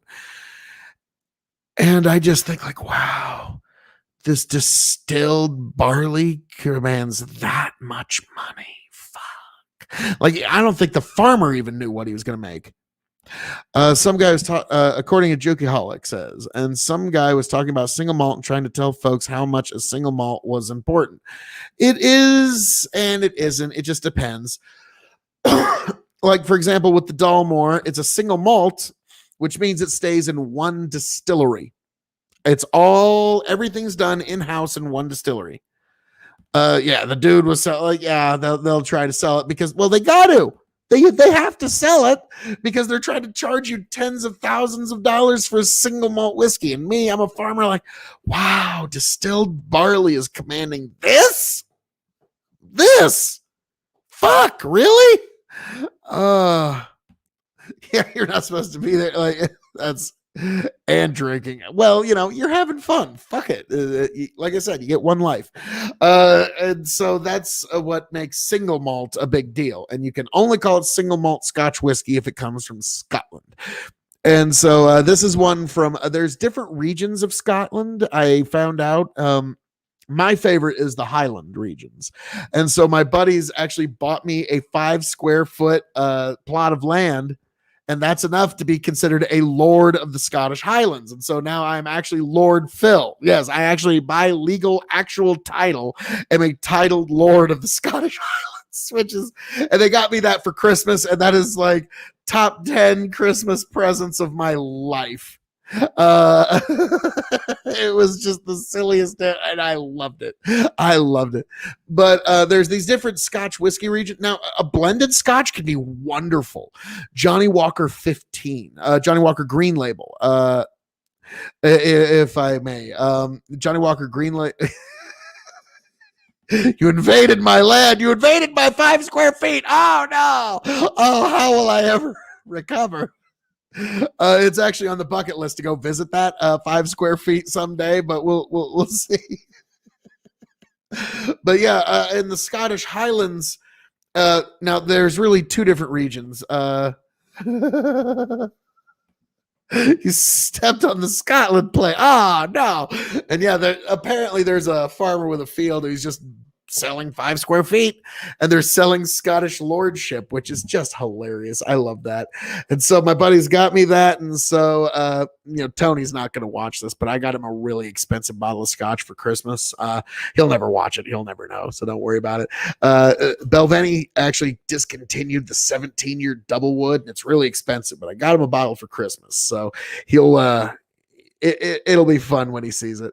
But other than that, yeah, it was but yeah, single malt Scotch, all that says is that it's in one distillery, single distillery, and it's malted barley. That's what single malt means. Oh, well, thank you. I try very hard to put forward a gentlemanly drinking culture. I don't like getting smashed on camera. Fuck, that's not gentlemanly. That's not elegant. It's not good. And so, yeah, and I also try to review good liquors as well, spirits, wines, and now I'm trying to get into beers just a little bit. But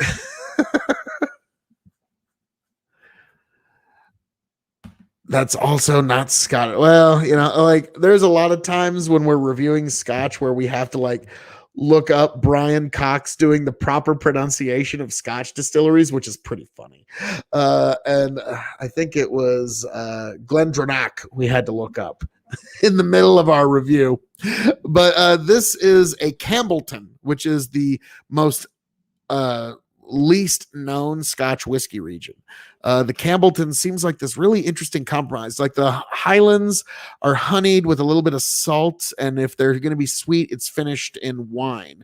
The Speysides are very honeyed and very sweet, and that's your Glenfiddichs, that's your Glenlivets. They're all just really sweet and really easy. And then there's your Islas, your Islay, and those are medicinal, smoky, salty, peaty, and not my bag personally, but some folks fucking go nuts for it. That's your Lagavulins, that's your K.O.E, that's your Jura, and those are really going to be peaty and smoky and kind of have that like medicinal, like you're taking like a cough medicine quality. And then there's the Lowlands, which are very nice, easy whiskeys to take in. There's not overly complex, but good stuff. And then the Campbelltons, which is the very small, used to be the Scotch whiskey capital of all the world until it fell off. But we're going to get into why, folks.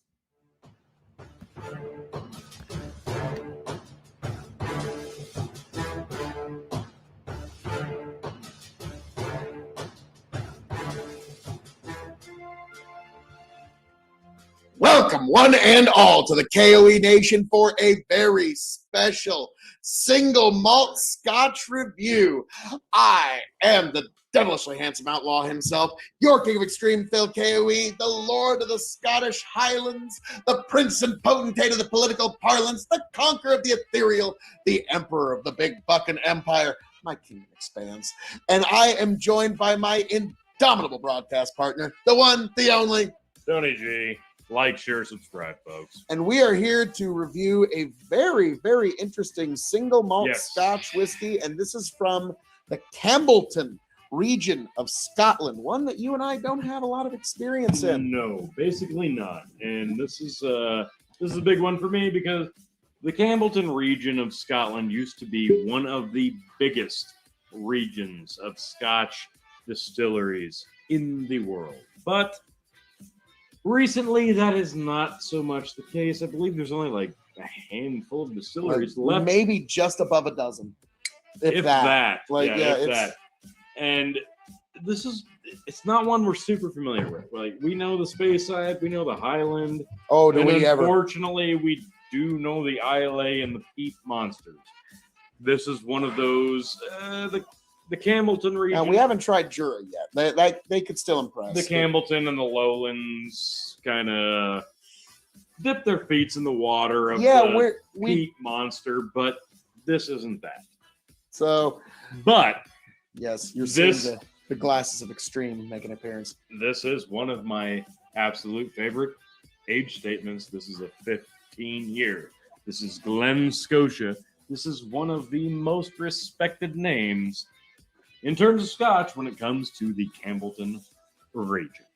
So on the box here it says, Glen Scotia 15-year-old is an exceptional single malt whiskey produced at this historic Campbellton distillery and gently matured in our finest American oak barrels before bottling. Its signature nose has hints of we'll get to that. Yeah, don't really. Campbellton is a small town in the Kintyre Peninsula on the west coast of Scotland, affectionately called the Wee Toon. Once home to over 30 distilleries, it was known as the Victorian whiskey capital of the world, with Glen Scotia one of only 3 distilleries that survived through to the present day. There you go. So quite a history distillery. The Glen Scotia had recommended me. History in a the glass. Most was the Glen Scotia Victoriana, I believe. And I think, correct me if I'm wrong, but one of the things that really entices us the most about Scotch is the fact that we live in small town, rural United States, Nebraska, and thinking about just how prominent distilleries are in Scotland. It's just very, very... Yeah, like while here, right here, like around here, it's a labor of love. Exactly. And it's just like a couple of people getting together. While in Scotland and Ireland, it is a huge undertaking that brings the whole town together. Exactly. And so, again, like we were mentioning Jura a second ago, it's the whole town pretty much is this distillery. And so this is an entire region that we've never dipped our toes into. Yep. So I figure, I don't really feel like hopping on a plane anytime soon, T. So this is as close as we're going to get to the Campbelltons. So, not that it'd be a big drive from the Highlands or the Lowlands or the Speyside. I know. I'm just not planning on getting on a plane anytime soon. All right, the 5-mile drive. Excellent, excellent. So Let's see how it smells. Insanely sweet. vanilla, oak, This is like if you took in a bit of wheat. Like yeah, wheat, a grain not forward. the grain, but like if you were just to smell the wheat stalk. I'm thinking Now, granted, my grandma's from Kansas farm country, so this might be an awful insult, but if you took the grain stock and poured Splenda on top of it, like fake sugar, this smells like a fake sweetness to me. I'm sorry, it does. well, so you're kind of getting like a candied sweet. Yes and no. Yes, but Okay. no. So I'm getting a lot of vanilla. You're getting candied. It's a sweetness. robust sweetness, but it's a forced sweetness. I'm also getting the lightest hint of peat. Yeah, there's a little bit of peat there, and we're not a big fan of peat, so But we will see how if this we can one, do this right, you got a chance to change your mind. we shall see. All right. Bottoms up, folks.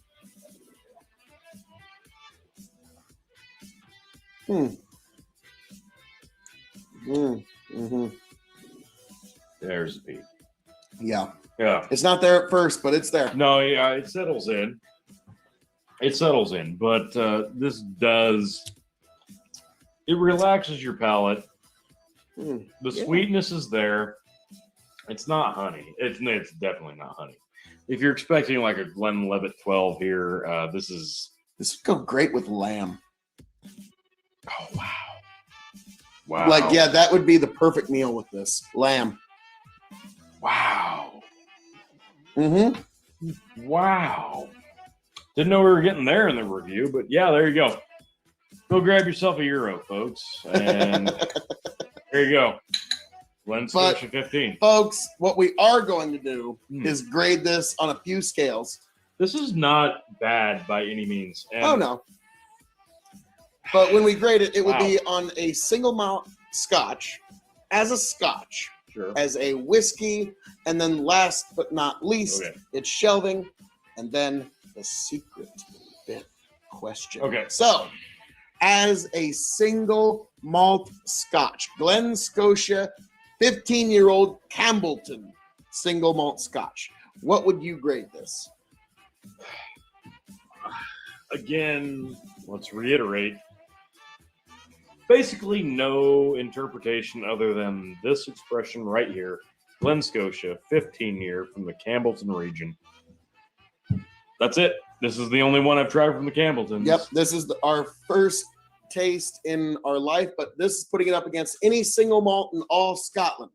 And you know that we've had a little bit of an exploration. of Oh, a we've couple had of a them. lot of single malts. We've had a lot of scotches. And in terms of the single Yeah, malt, we have. I'm going to give this a 2.5.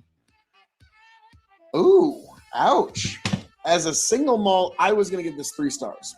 Okay. I want to give it higher, but the sweetness is there. But like I said, it's not a genuine sweetness. It's a fake sweetness. And then the peat sets in on the palate. This is one of the few times the peat does not offend me. No, you're right. Like, this is not so No, overbearing. it's not. It's not. Like, oh goodness, we could get into quite a few of them that are very Yes. overbearing. But 100%. beyond that, yeah, I'm going to stick with 3. Now, as a scotch, just putting it up against blended scotches, in my opinion, we've had better blended ones even this evening. But Very much so. as a blended scotch, I am going to stick with 3 stars. This is Or great. as a scotch, just any old No, scotch. this is Not great. blended, I'm sorry. This is a 3-star scotch, and that actually disappoints me a lot because, again, the sweetness is very, very forced. I feel like the sweetness was almost an afterthought. Like, they're like, okay, we've got a decent scotch here. There's a little bit of peat influence. And again, let me go back in one more time. The initial flavor, I love it. And then it kind of settles. And then the peat kind of creeps up on you, and the peat's not my favorite thing in the world, but it's definitely not offensive. but there's almost nothing else going on there. And again, this is literally my favorite age expression, 15 years. When I think whiskey and I think something that is going to appease to me 110%, I think 15 year, because for some reason nails it out of the park every time. This is leaving me just a little bit underwhelmed. Wow. All righty. Yeah, I'm sticking with 3 for different reasons. Because again, Pete is not my particular, to quote Austin Powers, it's not my bag, baby. But I can at least appreciate. Because like when you do it right, like they said on the box, you're kind of drinking history in the glass. No, I agree. Now, as a whiskey. Oh, see, this one gets complicated. That's a wide world of sports. We're talking bourbons, we're talking Scotch, we're talking Irish, we're talking Japanese, Canadian. I'm gonna cop out on this one because I've graded a little bit unfairly on the previous 2 scales, and as a whiskey, I'm actually going to be a little bit more generous because I'm going to grade this with the mindset of this is a peated whiskey, and like you just said, this is not offensive at all in terms of peated whiskey. So I'm going to give this a 3.75 on a whiskey scale. Now me, I'm not going to be nearly as generous. Didn't figure. We've got completely different gradings, but I think we're thinking about I'm this going to way. give this as a whiskey 3 stars. Yeah, that's okay. This is ascendant and it's above most in its class, but there is a lot of stuff that could. Now, granted, again, peat is not my particular category, but nor mine. So for me, this is a 3-star whiskey through and through, top to bottom. It's better than average is how I would. Now, again, I'm curious what other kind of expressions and offerings can be had, not only from here, but from the Campbellton region, because we've got a lot more exploration through the bottle to do of all the Scotch whiskey regions. I think it's fair to say I've at least explored 1 distillery in the Highlands pretty deep. Anywho. So we are going to find a way to get deeper into this exploration of all the Scotch whiskey regions, and we're going to do it with you, folks. And then when we are done, we are going to be able to point out, nah, this is the Scotch you need. These other Scotches I don't know about. So now, Tony, shelving. Top, middle, or bottom? Would you put this top shelf, middle shelf, or bottom shelf? Full disclosure, I have my whiskey shelving system set up very particularly, and it's not a knock on any of the boozes or liquids or juices that are in bottles, but I have my American whiskey, rye, and bourbon on the bottom just for easy reaching. I have my Irish on the middle, and I have my Scotch and single malts on the top. That has no bearing on my grading of this. And given the fact that I was not very kind to this in terms of grading up until this point, you would expect this to be very, very low. However, this is one that I would actually say exceeds expectations. Drunk by the time we got to this review. And I think this is actually, it's a middle of the top because peat is something I'm not a fan of. But with this, not offensive, like you said. And I think this does it in a way that's actually invitable. And if we're talking several different regions of Scotland, you've got to appreciate all of them. And I think this is actually a pretty damn good representation of another one that we're not super familiar with. Yep. And for me, it would be definitively middle because it's not bottom, it's not top. No. It's a decent conversation over the evening. And yeah, I would say definitely one to check out. Now, you got to find the right person that's going to appreciate this. The secret 5th question now, folks. When this bottle runs empty, Tony, what did this cost you, USD? This one was about 40 to 50, give or take. Let's call it $50 USD. Okay. When this runs empty, will you seek another? No, I'm going to get the Glen Scotia Victoriana if I want to replace this specific brand. I like where your head's at. So if that's the case, I'm going to explore deeper into the Campbellton region in general. Absolutely. And before I circle back to this one to see if that's where I want to land for a Campbellton. Yep. But folks, that has been our review of Glen Scotia 15. Tony, anything you'd like to say to the people? Nope, this is definitely not what I expected, but definitely something different, and I like it. Folks, as I'm known to say around here, all that being said, thank you for joining us this evening for our exploration into the Campbellton region of Scotch whiskey. I am your King of Extreme, the Lord of the Scottish Highlands, the Prince and Potentate of the political parlance, and also a lover of spirits, hoping to see all of you beautiful people back here at the K.O.E. Nation. Check me out at K.O.E. Nation YouTube and Twitch. Check him out, Tony the Rod, on TikTok. Until next time, folks, I will catch you on the flip side. Tony, take it away. Thank you for joining us, folks. Like, share, subscribe. Great show.